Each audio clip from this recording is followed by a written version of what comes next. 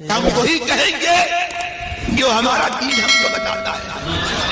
عمل کرو تو تمہارا بھلا ہے، نہیں کوئی عمل کرے تو نقصان ہمارا نہیں. نحمده ونصلي ونسلم على رسوله الكريم اما بعد فاعوذ بالله من الشيطان الرجيم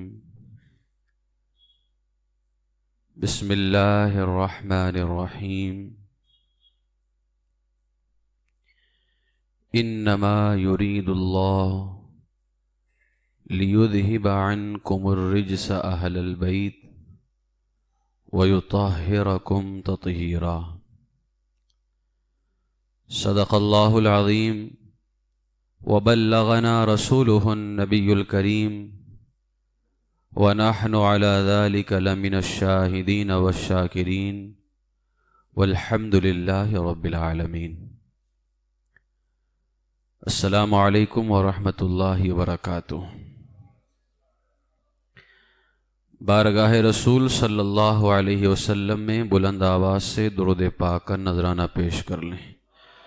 اللہم صلی علی سیدنا و مولانا محمد معدن الجود والکرم وآلہ الکرام وابنہ الکریم وامتہ الکریمہ وبارک وسلم صلاة و سلاما علیک یا سیدی یا حبیبی یا رسول اللہ صلی اللہ تعالی علیہ وسلم.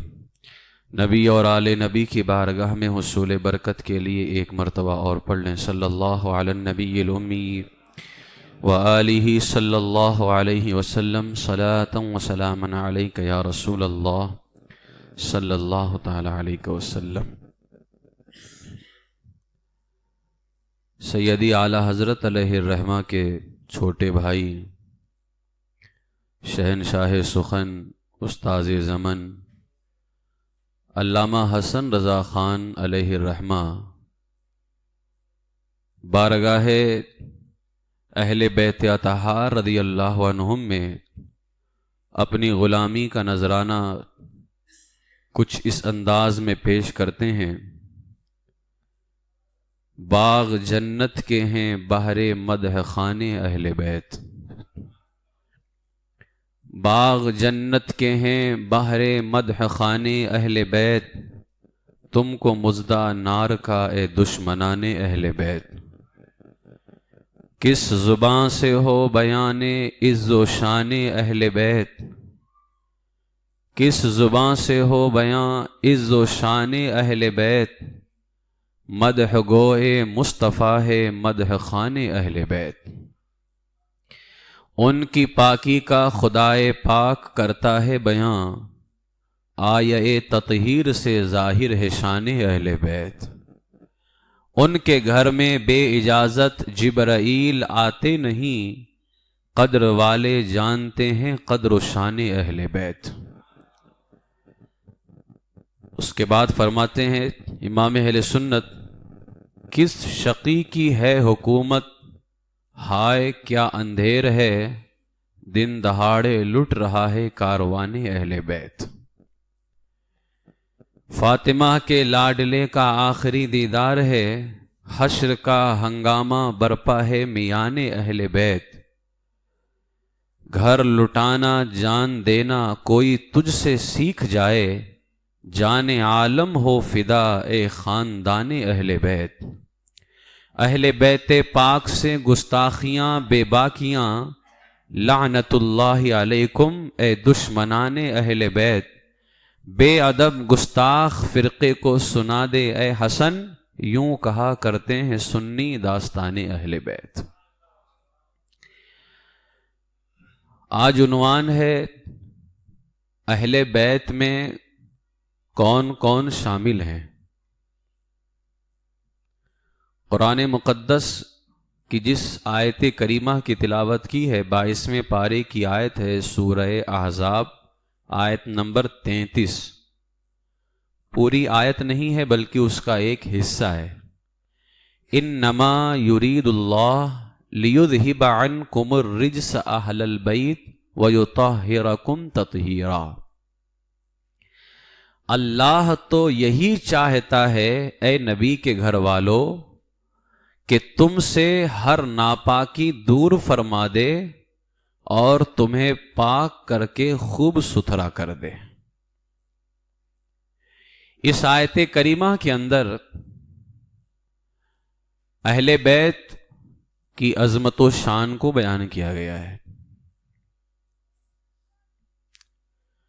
سوال یہ پیدا ہوتا ہے کہ اہل بیت میں کون ہیں؟ یہ جاننا بہت ضروری ہے ہمارے لیے.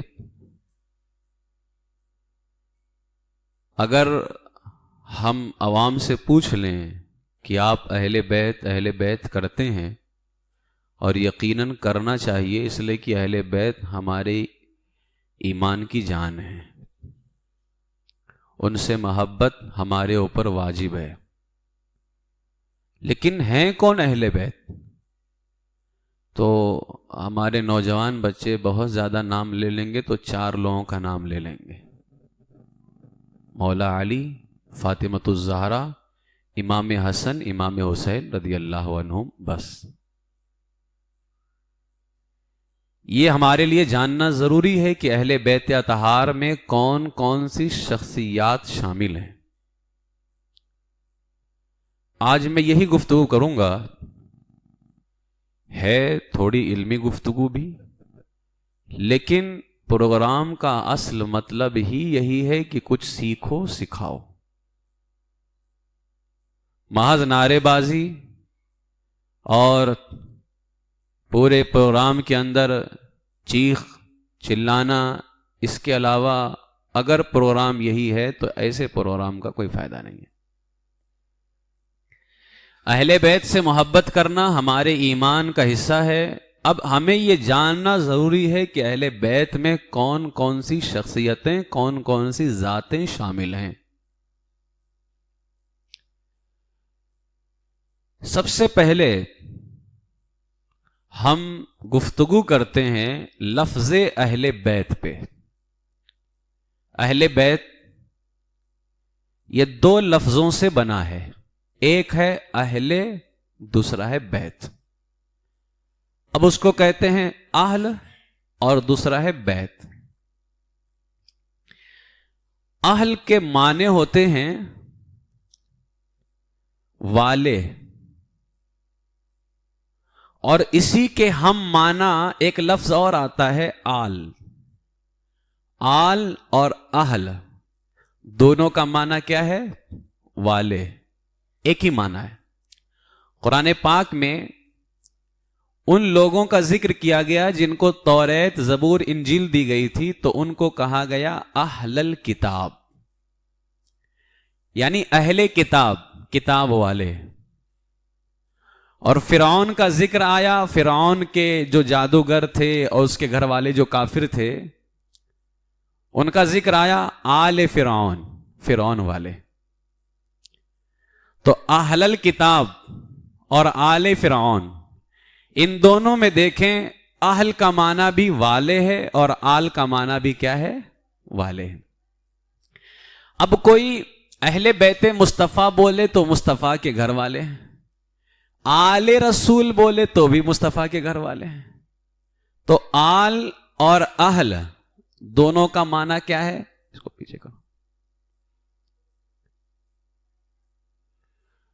آل اور اہل دونوں کا معنی کیا ہے؟ والے. گفتگو بہت ہی توجہ کے ساتھ سماعت کیجئے، بہت معلوماتی گفتگو ہے، جاننا بہت ضروری ہے. آل اور اہل کا معنی کیا ہوا؟ والے. دوسرا لفظ کیا تھا؟ بیت. بیت عربی زبان میں گھر کو کہتے ہیں، با یا تا، لمبی والی تا. بیت عربی زبان میں کس کو کہتے ہیں؟ گھر کو. اور گھر 3 قسم کے ہوتے ہیں. کتنی قسم کے گھر ہوتے ہیں؟ 3 قسم کے گھر ہوتے ہیں. اب آپ کو اتنا معنی تو سمجھ میں آ گیا نا کہ اہل بیت گھر والے. اب ہماری گفتگو اہل میں نہیں ہے، کیونکہ اہل کا معنی پتا چل گیا والے. اب ہماری گفتگو ہے بیت کے اندر. بیت گھر کو تو کہتے ہیں، لیکن گھر 3 قسم کے ہوتے ہیں. محقق علی الاطلاق شیخ عبدالحق محدث دہلوی رحمہ اللہ، ہندوستان کے سب سے پہلے محدث، آج بھی ان کے مزار شریف کے دروازے پہ لکھا ہوا ہے باب الحدیث، حدیث کا دروازہ۔ ہندوستان میں حدیث کا دروازہ کھلتا ہی اسی ذات سے ہے۔ محقق علی الاطلاق شیخ عبدالحق محدث دہلوی رحمہ اللہ، انہوں نے ایک کتاب حدیث شریف کی جس کا نام ہے مشکات المصابیح، اس کتاب کی شرح لکھی ہے، اس کا نام ہے اشیعۃ اللمعات شرح مشکات۔ اب محدث صاحب کی جو کتاب ہے اشیعۃ اللمعات، اس کی جلد 4 صفحہ 292 پر ہے، 292 پر ہے۔ گھر 3 طرح کے ہوتے ہیں۔ نمبر 1 بیت نسب، نمبر 2 بیت سکنا، نمبر 3 بیت ولادت۔ بیت نسب، بیت سکنا، اب یہاں پر دیکھو، یہاں پر بھی لفظ بیت آ رہا ہے، اور لیذھب عنکم الرجس اہل البیت، وہاں پر بھی اہل بیت، وہاں پر بھی ایک لفظ ہے لفظ بیت کا۔ بیت نسب، بیت سکنا، بیت ولادت، گھر کی 3 قسمیں ہو گئیں۔ اچھا، جب گھر کی 3 قسمیں ہوئیں تو گھر والی بھی تو 3 قسم کے ہوں گے۔ تو اب اس اعتبار سے گھر والوں کے کتنے طبقے ہو گئے؟ 3۔ جو بیت نسب والے ہیں وہ ہو گئے اہل بیت نسب۔ بیت نسب والے، اہل کا معنی بتا ہے نا، والے۔ اور بیت سکنا، اہل بیت سکنا۔ گھر کی تیسری قسم بیت ولادت، اس میں رہنے والے اہل بیت ولادت۔ اہل بیت نسب، اہل بیت سکنا، اہل بیت ولادت۔ اب یہ تینوں کا معنی جب آپ جان جاؤ گے تو بہت آسانی ہو جائے گی۔ فرماتے ہیں اہل بیت نسب سے مراد انسان کے وہ رشتہ دار ہیں جو نسب میں آتے ہیں، یعنی وہ رشتہ دار جو باپ دادا کی وجہ سے ہوتے ہیں، جیسے چاچا ہے، تایا ہے، پھوپھی ہیں، یہ سب نسبی رشتہ دار کہلاتے ہیں۔ اور نسبی رشتہ داروں کو بھی تو بیت والا کہا جاتا ہے نا، گھر والا۔ تو یہ کون سے گھر والے ہو گئے؟ بیت نسب۔ نسب کے اعتبار سے جو گھر والے ہوں ان کو اہل بیت نسب کہا جاتا ہے۔ تو کیا حضور علیہ الصلوۃ والسلام کے نسبی رشتہ دار نہیں ہیں؟ جب ہیں تو وہ بھی تو اہل بیت نسب کہلائے۔ اہل بیت نسب سمجھ میں آ گیا؟ جو نسبی رشتہ دار ہوتے ہیں۔ دوسری قسم ہے اہل بیت سکنا، اس کو اہل بیت مسکن بھی کہتے ہیں۔ آپ سکنا کر کے یاد رکھیے، بتایا اس لیے ہوں تاکہ کبھی مسکن سنو تو گھبراؤ نہیں، بلکہ یہ سکنا ہی ہے۔ اہل بیت سکنا، اہل بیت سکنا سے مراد وہ رشتہ دار ہیں جو گھر کے اندر ہوتے ہیں، اور وہ ایک ہی رشتہ ہے بیوی کا۔ ان کو کیا کہتے ہیں؟ اہل بیت سکنا۔ تیسری قسم ہے اہل بیت ولادت۔ اہل بیت ولادت سے مراد وہ نسل ہے جو گھر میں پیدا ہوئی، اور اس میں بیٹے، بیٹیاں اور آگے ان کی ساری اولادیں شامل ہوتی ہیں۔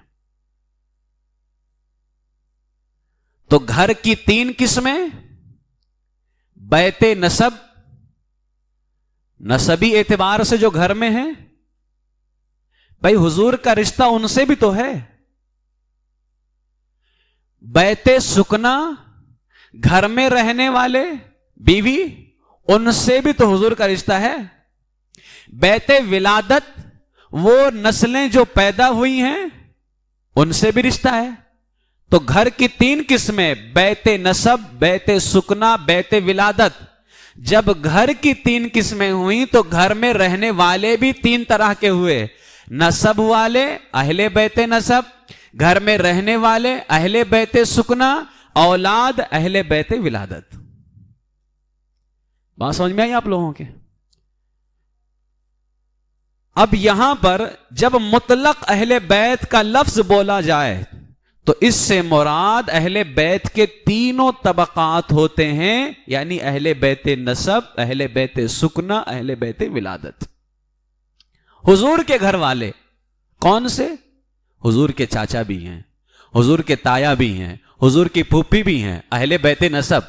حضور کے گھر والے، حضور کی بیویاں بھی ہیں، اہل بیت سکنا. حضور کے گھر والے، حضور کی بیٹیاں بھی ہیں، حضور کے بیٹے بھی ہیں، اہل بیت ولادت. تو جب اہل بیت کا لفظ بولا جاتا ہے تو تینوں طبقات مراد ہوتے ہیں، نسب والے بھی، گھر میں رہنے والے بھی، اور جو پیدا ہوئے ہیں آل اولاد وہ بھی. لیکن شرط یہ ہے کہ وہ ایمان والے ہوں، ورنہ نوح علیہ السلام کی بیوی کافرہ تھی. اللہ نے قرآن میں فرمایا قال یا نوح، اے نوح انہ لیس من اہلک، وہ تیرے گھر والی میں سے نہیں ہے. انہ عمل غیر صالح، کیونکہ اس کا ایمان نہیں ہے. تو گھر والے جب بولا جائے تو نسب والے بھی مراد ہیں، گھر والی بھی مراد ہے، اور جو بیٹے ہیں وہ بھی مراد ہیں. شرط کیا ہے؟ ایمان ہو. ان تینوں طبقات میں سے کسی بھی ایک طبقے کو آپ خارج کریں، باہر کریں، اہل بیت کا معنی پایا جائے گا؟ ہرگز نہیں پایا جا سکتا ہے. اہل بیت کہتے ہی اسے ہیں گھر والے، اور جب گھر والے تو گھر والے تین طرح کے ہوئے، نسب اور سکنا بیوی، اور ولادت یعنی جن سے ہماری نسلیں چلی ہیں بیٹے بیٹیاں. تو جب اہل بیت کہا جائے گا تو مراد تینوں رشتہ داروں کو لینا پڑے گا. اگر ان تینوں میں سے کسی ایک کو بھی خارج کرو گے تو اہل بیت کا معنی پایا ہی نہیں جائے گا. قربان سنیوں تمہارے نصیبے پر الحمدللہ ہم اہل سنت و جماعت اپنے محبوب آقا سے اتنی محبت کرتے ہیں، ان کے نسبی رشتہ داروں کو بھی مانتے ہیں، سکنا کو بھی مانتے ہیں، ان کے اہل بیت ولادت کو بھی مانتے ہیں.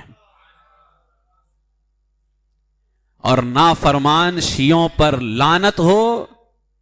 شیعہ 12 اماموں کو اور 1-2 عورتوں کو، 1-2 عورتوں میں سیدہ فاطمہ الزہرا، ان کی بیٹی سیدہ زینب جو کربلا میں میرے امام کے ساتھ بہن تھیں، وہ 2 عورتیں، 12 امام. شیعہ صرف اور صرف اہل بیت کے اندر 12 اماموں کو اور 1-2 عورتوں کو مانتے ہیں، باقی سب کو خارج کرتے معاذ اللہ رب العالمین. اگر حضور کے رشتہ دار صرف یہی ہیں تو حضور کا نسب کہاں گیا؟ وہ بھی تو حضور کا رشتہ ہے. اگر حضور کے رشتہ دار یہ صرف 12 امام اور سیدہ فاطمہ سیدہ زینب ہیں تو حضور کی بیویاں کہاں گئیں؟ وہ بھی تو حضور سے ہی رشتہ ہے. الحمدللہ ہم اہل سنت و جماعت حضور علیہ الصلوۃ والسلام کو ایسے مانتے ہیں کہ کوئی بھی رشتہ ہمارے دل سے خالی نہیں ہوتا ہے. ہر رشتے کی بشرط ایمان ہمارے دل میں اس کی محبت موجود ہوتی ہے. اچھا یہاں ایک عقلی دلیل آپ کو دیتا ہوں. ہمارے ہندوستان میں بولتے ہیں گھر والے. اچھا جب کوئی بولتا ہے گھر والے باہر تو اس سے کیا مراد لیتے ہیں؟ لڑکے؟ کوئی آپ سے پوچھے آپ کے گھر والے کیسے ہیں تو کیا مراد لیں گے آپ؟ بیوی ہے کہ نہیں ہے؟ اچھا کبھی کبھار ایسا بھی ہوتا ہے آپ کے بچوں کا نام لے کے پوچھ لے گا، بعد میں جب گھر والیوں کے بارے میں پوچھے گا تو پوچھتا ہے گھر والے کیسے ہیں. یہ ہمارے ہندوستان میں بھی لفظ بولا جاتا ہے گھر والے. تو قرآن میں بھی تو ہے نا اہل البیت گھر والے. تو پھر کس طرح سے وہ لوگ داخل ہو معاذ اللہ وہ عورتیں خارج ہو جائیں گی جو حضور کی بیویاں ہیں اور ہم امت کی مائیں ہیں. فارسی اور اردو میں بھی اہل و عیال کا لفظ بولا جاتا ہے. اہل و عیال کا لفظ بولا جاتا ہے. اس سے مراد لڑکے سب پہ ہیں. آپ سے کوئی کہے کہ آپ پورے گھر والوں کے ساتھ میں دعوت آئیے گا تو آپ صرف لڑکوں کے لے کے چلے جائیں گے؟ اس میں گھر کی بیویاں بھی، عورتیں بھی تو داخل ہوں گی. تو جب گھر والے کہا جائے گا تو اس میں آپ کے گھر میں جتنے رشتہ دار رہتے ہیں وہ سب کے سب داخل ہوں گے. وہ اب یہاں پر ایک حوالہ پیش کرنا چاہوں گا، کیونکہ ابھی میں لفظی گفتگو کر رہا ہوں، اس پر ایک حوالہ پیش کروں گا. امام اللغہ، لغت کے امام ہیں، ڈکشنری کے امام حسین بن محمد راغب، جن کو امام اصفہانی کہتے ہیں. ان کو امام اصفہانی کہتے ہیں. اور مرتضی الزبیدی، ان دونوں حضرات نے امام اصفہانی کی کتاب المفردات فی غریب القرآن جلد 1 صفحہ 29 بیروت سے چھپی ہوئی ہے، اور مرتضی الزبیدی کی کتاب تاج العروس من جواہر القاموس، اس کی جلد 28 صفحہ 41 پر ہے. اب کیا ارشاد فرماتے ہیں؟ فرماتے ہیں کسی شخص کے اہل وہ لوگ ہیں جو اس کے نسب یا دین یا پیشہ یا گھر یا شہر میں شریک اور شامل ہوں. لغت میں کسی شخص کے اہل وہ لوگ ہیں جو کسی کے گھر میں رہتے ہوں. پھر مجازن جو لوگ اس کے نسب میں شریک ہوں ان کو بھی اس کے اہل کہا جاتا ہے. اور نبی کریم صلی اللہ علیہ وآلہ وسلم کے خاندان کے لوگوں کو بھی مطلق اہل بیت کہا جاتا ہے، جیسا کہ قرآن مجید کی اس آیت میں ہے. بس اللہ یہی چاہتا ہے کہ اے اہل بیت تم سے ہر قسم کے گناہ میل دور کر دے. کسی شخص کی بیوی کو اس کے اہل سے تعبیر کیا جاتا ہے، اور اہل اسلام ان لوگوں کو کہا جاتا ہے جو سب انسانوں کو ماننے والے ہوں. چونکہ اسلام نے مسلم اور کافر کے درمیان نسب کا رشتہ منقطع کر دیا ہے، اسی لیے اللہ تعالیٰ نے حضرت نوح علیہ السلام سے فرمایا بے شک وہ تیرے گھر والوں میں شامل نہیں، کیونکہ اس کے عمل اچھے نہ تھے. تو حضور علیہ الصلوۃ والسلام کی بیویوں کو اہل بیت میں شامل کیا جاتا ہے. حضرت نوح علیہ السلام کی بیوی کو جو اہل سے نکالا گیا وہ اس کے عمل کی بنیاد پر کہ وہ کافرہ تھی. اب یہاں پر میں نے لغت کے حساب سے گفتگو کی ہے اور آپ کو لغت کے حساب سے سمجھانے کی کوشش کی ہے کہ اہل بیت کا معنی کیا ہے، گھر کی قسمیں کتنی ہیں، اور جب گھر کی 3 قسمیں ہوئی تو گھر والے بھی 3 قسم کے ہوئے. اب آتے ہیں ہم دلائل کی طرف. ہمارے یہاں سب سے بڑی دلیل کیا ہے؟ اللہ کا کلام قرآن مقدس. آئیے قرآن مجید میں تلاش کرتے ہیں کیا لفظ اہل بیت صرف اسی ایک آیت میں ہے یا اور جگہوں پہ ہے؟ اگر اور جگہوں پہ ہے تو ان جگہوں پہ جو اہل بیت یا اہل کا لفظ استعمال ہوا ہے کتنی جگہوں پہ آیا اور کن کن معنی کے اندر آیا ہے؟ ظاہر سی بات ہے اہل بیت کا لفظ ابھی ہم نے لغت سے بتایا کہ اہل بیت کا یہ معنی ہے.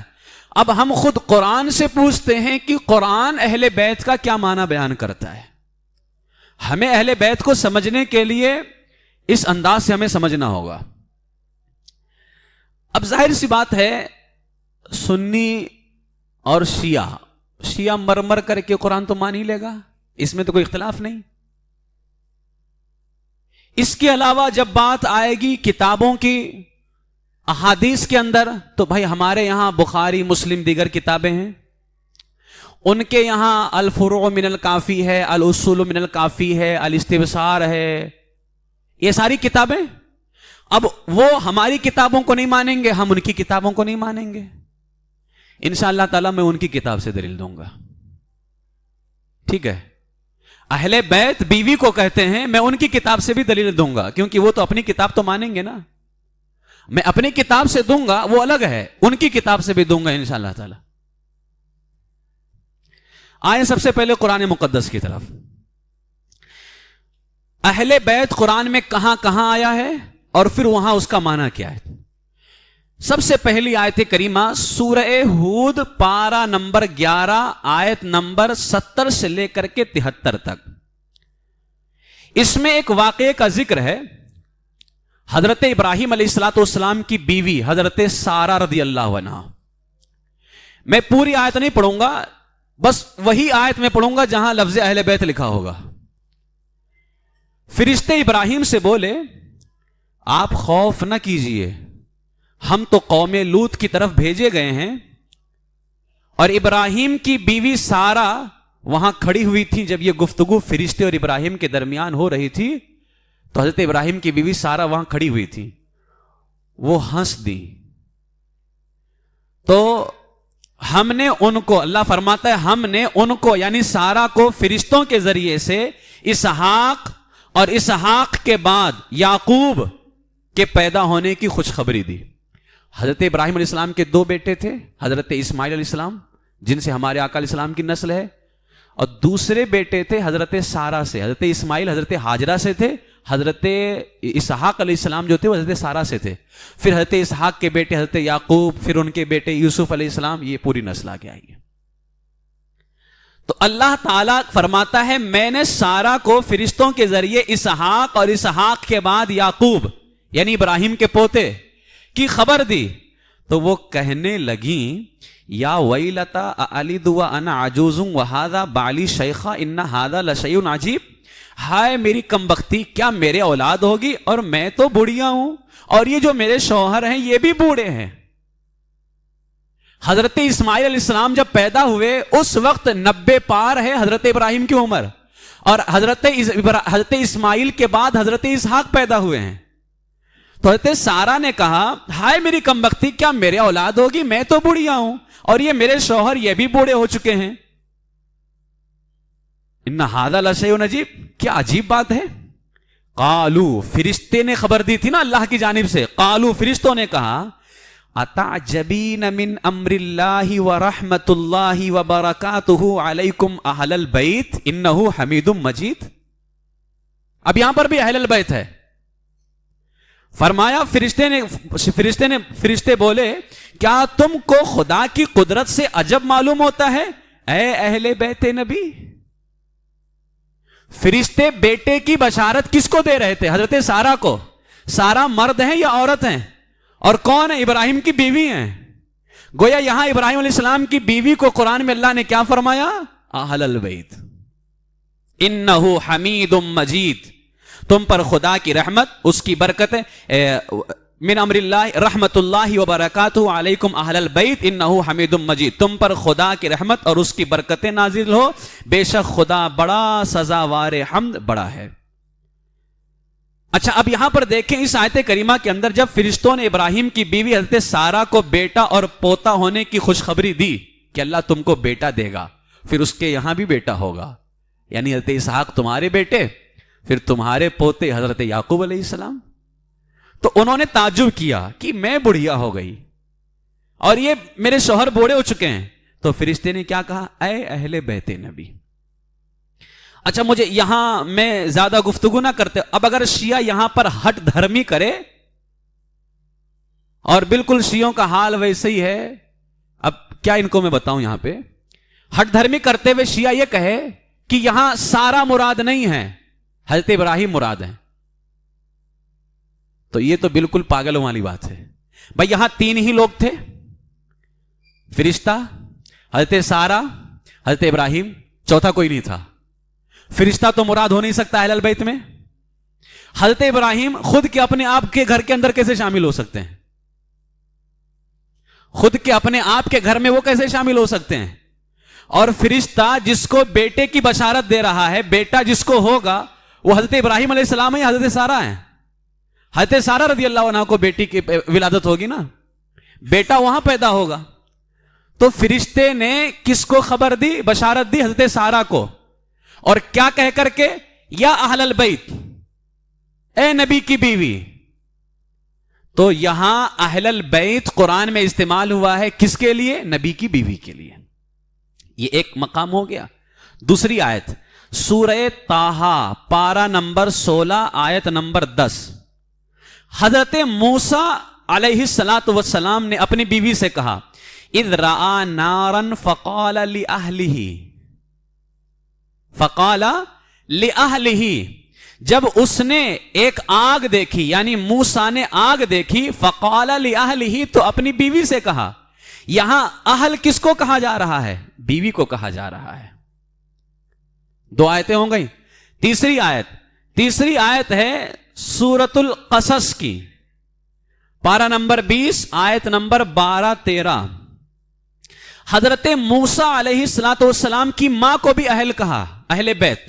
وحرمنا علیہ المراضع من قبل فقالت هل ادلکم علی اہل بیت یکفلونہ لکم وہم لہ ناصحون.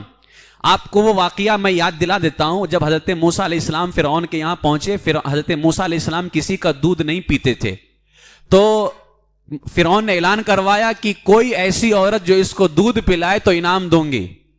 تو حضرت موسیٰ علیہ السلام کی بہن وہاں کام کرتی تھیں، انہوں نے ایک عورت کے بارے میں بتایا. یہ کہہ کر کے نہیں بتایا کہ یہ ماں ہے، کہا کہ ایک عورت ہے دودھ پلائے گی. اور وہ عورت کون تھی؟ حضرت موسیٰ علیہ السلام کی امی جان تھی. اللہ تعالیٰ نے ان کے بیٹے کو یوں ہی جو ہے جانے نہ دیا، بلکہ اگر دور کیا دریا میں ڈال کر کے اور وہ فرعون کے ہاتھ لگ گیا تو اللہ نے ماں کو بھی وہاں پہنچا دیا ہے. ایک تو یہ پتا چلتا ہے کہ اللہ کبھی بیٹے کو ماں سے دور نہیں کرتا ہے. اور دوسرا وحرمنا علیہ المراضع من قبل فقالت هل ادلکم علی اہل بیت. اللہ فرماتا ہے ہم نے پہلے ہی سب دائیاں اس پر حرام کر دی تھیں دودھ پلانے والی. تو موسیٰ کی بہن نے کہا کیا میں تمہیں ایسے گھر والے بتا دوں جو تمہارے اس بچے کی ذمہ داری لے لیں اور وہ اس کے خیر خواہ بھی ہوں؟ گھر والے، ایسے گھر والے بتا دوں. اب وہ گھر والے کون تھا؟ فرددناہ الی امہ. حضرت موسیٰ کی بہن نے حضرت موسیٰ کی امی جان کی طرف اشارہ کیا. تو یہاں سورہ قصص کے اندر اس آیت کریمہ میں اہل بیت کس کو کہا گیا؟ حضرت موسیٰ علیہ السلام کی ماں کو کہا گیا ہے. یہ 3 آیتیں ہوں گی. چوتھی آیت سورہ یوسف پارہ نمبر 12 آیت نمبر 25. وَاسْتَبَقَ الْبَابَ وَقَدَّتْ قَمِيصَهُ مِن دُبُرٍ وَأَلْفَ يَا سَيِّدَهَا لَدَى الْبَابِ قَالَتْ مَا جَزَاءُ مَنْ أَرَادَ بِأَهْلِكَ. یہاں پر بھی اہلکا ہے. وہ واقعہ یاد ہے حضرت یوسف علیہ السلام جب جو ہے فتنے سے بچنے کے لیے بھاگے، زلیخا پیچھے دوڑتی رہی، اور جب 7واں دروازہ کھلا تیسے ہی زلیخا کے شوہر اس وقت جو عزیز مصر تھے، وہ دونوں حالت کفر میں تھے. زلیخا بعد میں ایمان لے کر کے آئی ہیں، پھر حضرت زلیخا رضی اللہ عنہ. تو جیسے ہی 7واں دروازہ کھلا، زلیخا کے جو اس وقت شوہر تھے سامنے نظر آ گئے. اب زلیخا نے کیا کہا؟ اللہ تعالیٰ قرآن میں کیا فرماتا ہے؟ اور دونوں دروازے کی طرف دوڑے، یعنی زلیخا اور یوسف دونوں دروازے کی طرف دوڑے. عورت نے اس کا کرتا پیچھے سے چیر لیا، اور دونوں کو عورت کا میاں یعنی شوہر دروازے کے پاس ملا. جب عزیز مصر ملا نا زلیخا کو دروازے کے پاس میں، قالت ما جزاء من اراد باہلک. زلیخا نے کہا کیا سزا ہے اس کی جس نے تیری گھر والی سے برائی چاہی ہے. باہلک، تیری گھر والی سے برائی چاہی ہے. تو یہاں عزیز مصر کی بیوی ہے کون؟ زلیخا اس وقت. اور زلیخا کو قرآن اہل کہہ کر کے خطاب کر رہا ہے، تو پتا چلا اہل بیت یہاں بیوی کے معنی میں استعمال ہوا ہے. اس کے بعد میں 5ویں آیت سورہ انبیاء پارہ نمبر 17 آیت نمبر 84. اللہ تعالیٰ ارشاد فرماتا ہے فَاسْتَجَبْنَا لَهُ فَكَشَفْنَا مَا بِهِ مِن ضُرٍّ وَآتَيْنَاهُ أَهْلَهُ. یہاں پر بھی لفظ اہل ہے.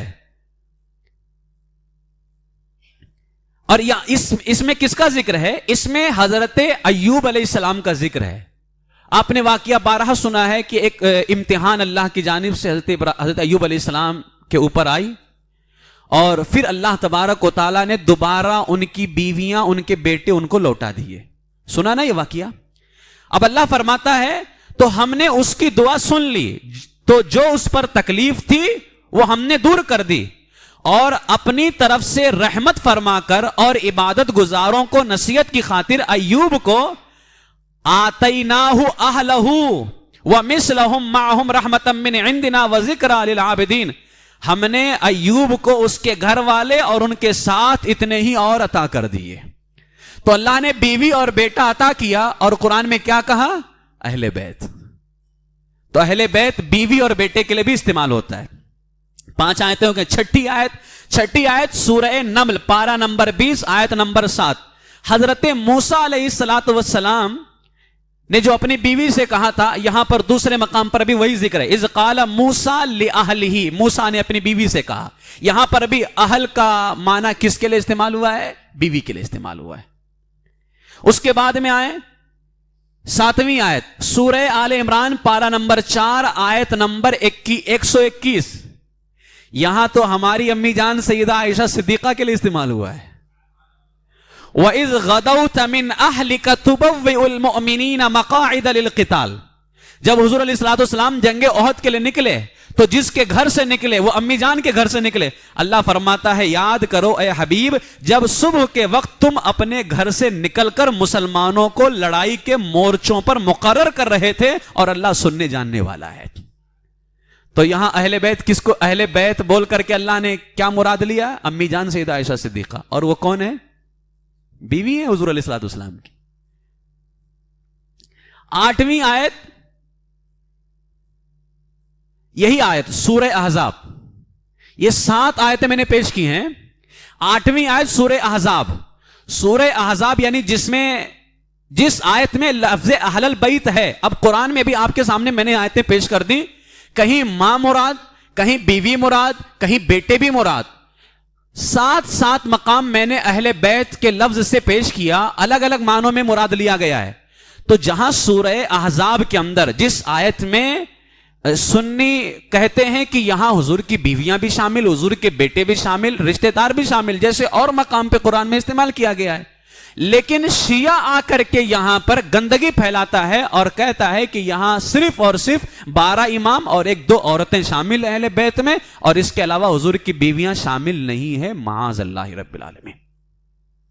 मेरे अजीजों, यहां पर आप देखें, जब आयत पढ़ेंगे आप, ये आयत करीमा है सूरह अहज़ाब पारा नंबर 21-22। कुछ आयतें 21वें पारे के बिल्कुल आखिर में हैं और कुछ आयतें 22वें पारे के बिल्कुल शुरू में हैं।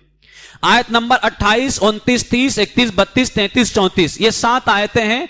सिर्फ उसका तर्जुमा पेश करूंगा। अगर आपको तफसीर पढ़नी हो, क्योंकि उसमें किसी वाकये की तरफ इशारा है, आप कंजुल ईमान शरीफ उठाइए, उसका वाकया पढ़ लीजिए। अब जरा इस आयत में देखिए अल्लाह किसका बयान कर रहा है। भाई जाहिर सी बात है, देखो मिसाल के तौर पर मैं आपसे गुफ्तगू शुरू करूं, बात कर रहा हूं बिठा करके आपसे, मैंने आपसे आधा घंटा बात किया, तो मैंने आधे घंटे में जो 30 मिनट हुए, शुरू के 10 मिनट, आखिर के 10 मिनट, बीच के 10 मिनट, अब शुरू के 10 मिनट, आखिर के 10 मिनट, मैं जिस टॉपिक पे बात करूंगा बीच वाले 10 मिनट में भी तो वही टॉपिक है। ऐसा हो सकता है क्या मैं शुरू के 10 मिनट पे कोई और टॉपिक लूं, फिर बीच में किसी और टॉपिक को डालूं, फिर आखिर में वही टॉपिक ले लूं जो शुरू में 10 मिनट में मैं बयान कर रहा था? अगर मैं ऐसी बात करूंगा, अभी मैं आज का उन्वान क्या अपनाया, अहले बैत में कौन कौन शामिल है। अब मैं अहले बैत का छोड़ करके कहीं और जाके फजीलत बयान करने लग जाऊं तो आप बोलेंगे यार कैसा आदमी है, उन्वान कुछ और अपनाया है, गुफ्तगू कहीं और की हो रही है। आप ऐसे आदमी की गुफ्तगू को आप बेकार समझते हैं या अच्छा समझते हैं? बेकार समझेंगे जो कभी पाकिस्तान, कभी हिंदुस्तान, कभी अमेरिका, कभी यहां कभी वहां। जब आप किसी एक टॉपिक पे गुफ्तगू करें तो बेहतर गुफ्तगू वो कहलाती है जिस टॉपिक को आपने शुरू किया है उस टॉपिक को मुकम्मल कीजिए आप। अब ये जो कुरान की आयतें हैं, 7 आयतें, उन्हीं 7 आयतों के दरमियान में है इन्नमा युरीदुल्लाहु लियुज़हिबा अन्कुमुर रिज्सा अहलल बैत। अब देखिए वो आयत करीमा कहां से शुरू होती है? या अय्युहन नबी से 28, 29, 30, 31, 32, 33, 34। मैं जो है उसका तर्जुमा पेश करता हूं, हर आयत का तर्जुमा पेश करता हूं सिर्फ। ऐ गैब बताने वाले नबी, अपनी बीवियों से फरमा दे अगर तुम दुनिया की जिंदगी और उसकी आजमाइश चाहती हो तो आओ मैं तुम्हें माल दूं और अच्छी तरह छोड़ दूं, और अगर तुम अल्लाह और उसके रसूल और आखिरत का घर चाहती हो तो बेशक अल्लाह ने तुम्हारी नेकी वालियों के लिए बड़ा अज्र तैयार कर रखा है। ऐ नबी की बीवियों, जो तुम में सरीह हया के खिलाफ कोई जुर्अत करे और उस पर औरों से दूना अजाब होगा और ये अल्लाह को आसान है। और जो तुम में फर्मा बरदार रहे अल्लाह और रसूल की और अच्छा काम करे, हम उसे औरों से दूना सवाब देंगे और हमने उसके लिए इज्जत की रोजी तैयार कर रखी है। ऐ नबी की बीबियों, तुम और औरतों की तरह नहीं हो। अगर अल्लाह से डरो तो बात में ऐसी नरमी ना करो कि दिल का रोगी कुछ लालच करे। हाँ, अच्छी बात कहो और अपने घरों में ठहरी रहो और बेपर्दा ना रहो जैसी अगली जाहिलियत की बेपर्दगी, और नमाज कायम रखो और ज़कात दो और अल्लाह उसके रसूल का हुक्म मानो। यहां तक किसका जिक्र हुआ? तर्जुमा सुन करके कुछ समझ में आया? किसका जिक्र हो रहा है? बीबियों का, हुजूर की अजवाज का। अब इसमें ये 33वीं आयत है, इसका वो हिस्सा मैं अभी छोड़ रहा हूं, बल्कि मैं 34वीं आयत पढ़ता हूं। और याद करो ए नबी की बीवियों जो तुम्हारे घरों में पढ़ी जाती हैं, और याद करो जो तुम्हारे घरों में पढ़ी जाती हैं अल्लाह की आयतें और हिकमत, बेशक अल्लाह हर बारीकी जानता खबरदार है।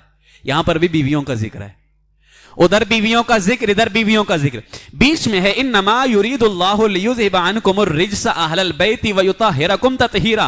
अल्लाह तो यही चाहता है नबी के घर वालों कि तुमसे हर नापाकी दूर फरमा दे और तुम्हें पाक करके खूब सुथरा कर दे। अब आप अंदाजा लगाए ना कि शुरू में आखिर में जिक्र किसका हो रहा है? बीवियों का जिक्र हो रहा है। अब जब बीवियों का जिक्र हो रहा है तो जाहिर सी बात है दरमियान में भी उन्हीं का जिक्र मौजूद है।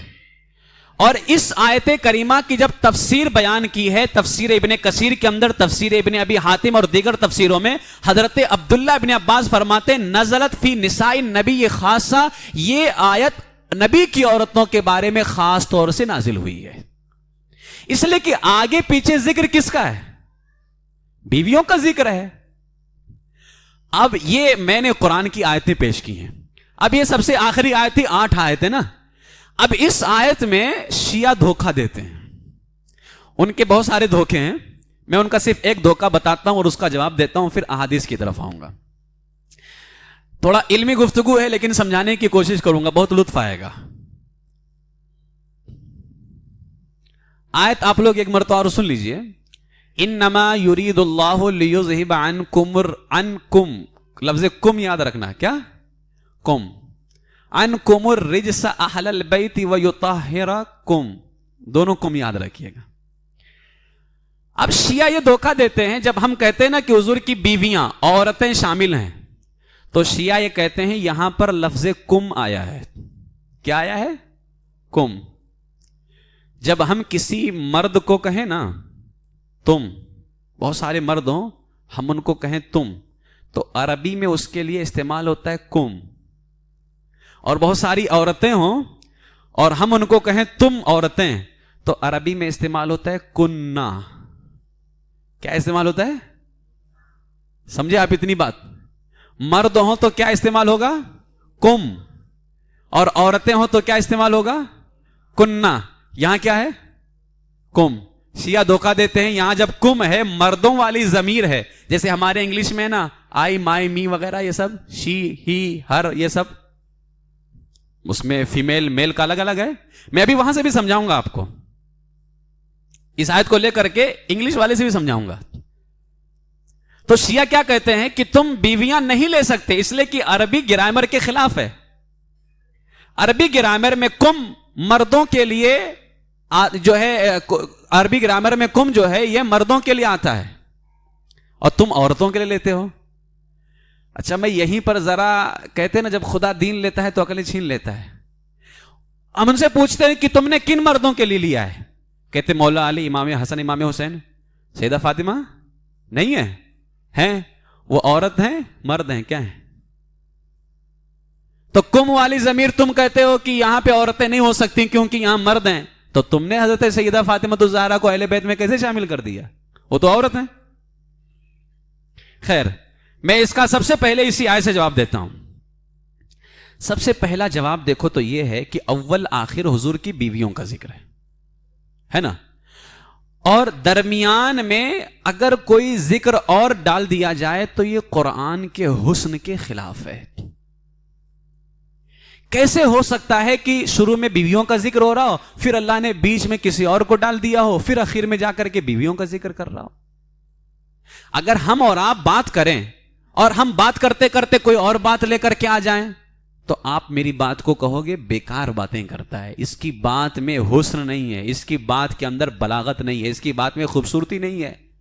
हम और आप क्या हैसियत हमारी बातों की? ये तो कलाम इलाही है, ये तो अल्लाह का कलाम है, इसमें सबसे ज्यादा हुस्न पाया जा रहा है। अगर शुरू में बीवियों को मानो, आखिर में बीवियों को मानो, बीच में कहो बीवियां नहीं हैं, तो ये तो कुरान के बलागत के खिलाफ है, कुरान के हुस्न के खिलाफ है। पहला जवाब तो ये। दूसरा जवाब, سنیے بہت دھیان سے. عربی زبان کا قاعدہ ہے, مثال بھی دوں گا آپ کو باتیں سمجھ میں آئیں گی. عربی زبان کا ایک قاعدہ ہے. آپ لوگ انگلش پڑھتے ہیں تو انگلش جو ہے گرامر زیادہ جانتے ہیں, عربی پڑھتے نہیں ہیں, لیکن کچھ کبھی کبھار سن لیا کیجئے, پڑھتے بھلے نہیں. عربی زبان کا ایک قاعدہ ہے. قرآن پاک میں اللہ کا حکم ہے, مانتے ہو نا؟ اللہ کا حکم قرآن میں کہیں کہیں صرف مردوں کو ہے, کہیں کہیں صرف عورتوں کو ہے, کہیں کہیں مردوں کو عورتوں کو ایک ساتھ ہے. سمجھے؟ اتنا سمجھ میں آیا؟ اب عربی زبان کا ایک قاعدہ ہے کہ جو حکم فقط عورتوں سے خاص ہوتا ہے تو اللہ اس کو کننا کہہ کر کے بیان کرتا ہے, عورتوں والی زمین. جب صرف عورتیں ہوں تو اللہ کیا کہتا ہے؟ کننا. اس آیت میں کیا ہے؟ کم. جب صرف عورتوں کو اللہ حکم دے, بات صرف عورتوں کی ہو, تو وہاں پہ کیا ہوتا ہے؟ کننا. اور اگر صرف حکم مردوں کو ہو, اونلی میل, صرف مرد یا مرد عورت دونوں, تو اللہ تعالی وہاں پر کم کہہ کر کے خطاب کرتا ہے. مرد کے لیے تو کم ہی ہے, لیکن جب مرد عورت دونوں کو اللہ حکم دے تو کیا استعمال کرتا ہے؟ کم. قرآن پاک میں دیکھیں, اقیم الصلاۃ, کیا ہے؟ اقیم الصلاۃ. یہ جو اقیمو ہے یہ مذکر کا ہے, مرد کا ہے. نماز قائم کرو. فمن شہید منکم الشہر, منکم الشہر, جو تم میں سے کوئی رمضان کا مہینہ پائے روزہ رکھے. یہاں پر بھی کم ہے, منکم. آگے اللہ فرماتا آتو الزکاۃ, آتو بھی مرد کا ہے, مرد کے لیے استعمال ہوتا ہے, مرد کا صیغہ ہے. وَأَتِمُّ الْحَجَّ وَالْعُمْرَةَ لِلَّهِ, حج اور عمرہ اللہ کے لیے پورا کرو. اتمو بھی مرد کا صیغہ ہے. اب مجھے بتاؤ, اقیم الصلاۃ, فمن شہید منکم, آتو الزکاۃ وَأَتِمُّ الْحَجَّ, نماز, روزہ, زکات, حج صرف مردوں پر ہے یا عورتوں پر بھی ہے نا؟ عورتوں پر بھی. تو یہاں ان آیتوں میں مرد بھی شامل ہے, عورت بھی شامل ہے. تو ہم کہتے ہیں اسی طرح اس آیت میں بھی حضور کی بیویاں بھی شامل ہیں, حضور کے بیٹے بھی شامل ہیں. بات سمجھ میں؟ یہ استعمال ہوتا ہے. ہر عقل مند آدمی یہی کہے گا کہ یہاں دونوں شامل ہیں, مرد بھی شامل ہیں. اور اچھا اب یہ دیکھیں, اقیم الصلاۃ, نماز قائم کرو, آتو الزکاۃ, زکات دو. ابھی یہی آیت کریمہ ہے. اور مرد کے لیے آتا ہے اقیم الصلاۃ, کیا آتا ہے؟ نماز قائم کرو. جب بات عورتوں کی ہوگی نا, صرف عورتوں کی, وہاں اقیمنا الصلاۃ آئے گا. یہاں نبی کی بیویوں کی بات ہو رہی تھی نا, وقرن فی بیوتکن ولا تبرجن تبرج الجاہلیہ واقمنا الصلاۃ وآتینا الزکاۃ, نماز قائم کرو, زکات دو. یہاں بات صرف نبی کی بیویوں کی ہو رہی تھی, عورتیں ہیں, تو اللہ نے کیا فرمایا؟ اقمنا, قائم کرو, آتینا, زکات دو. لیکن جہاں مرد عورت دونوں تھے, اللہ نے اقیمو, آتو کہا ہے. یہ ایک دلیل ہو گئی. تیسری, یہاں پر میں تیسرا جواب دینا چاہوں گا. کبھی کبھار کسی کی عظمت کو, اس کی بڑائی کو, اس کی بزرگی کو بتانے کے لیے میل کا صیغہ لایا جاتا ہے, فیمیل کا نہیں لایا جاتا ہے, میل کا. اسی لیے اللہ تعالیٰ جہاں کہیں قرآن میں نبیوں کی بیویوں سے خطاب کرتا ہے نا, تو کم کہہ کر کے, کیونکہ نبی کی بیویاں عظمت والی ہیں, تو اللہ ان سے کم کہہ کر کے خطاب کرتا ہے تاکہ ان کی عظمت ظاہر ہو. اچھا, اس کو ایک مثال سے سمجھاتا ہوں. قل هو اللہ احد, محبوب تم کہہ دو وہ. بچوں کو باہر کرو نا, یا تو خاموش کراؤ.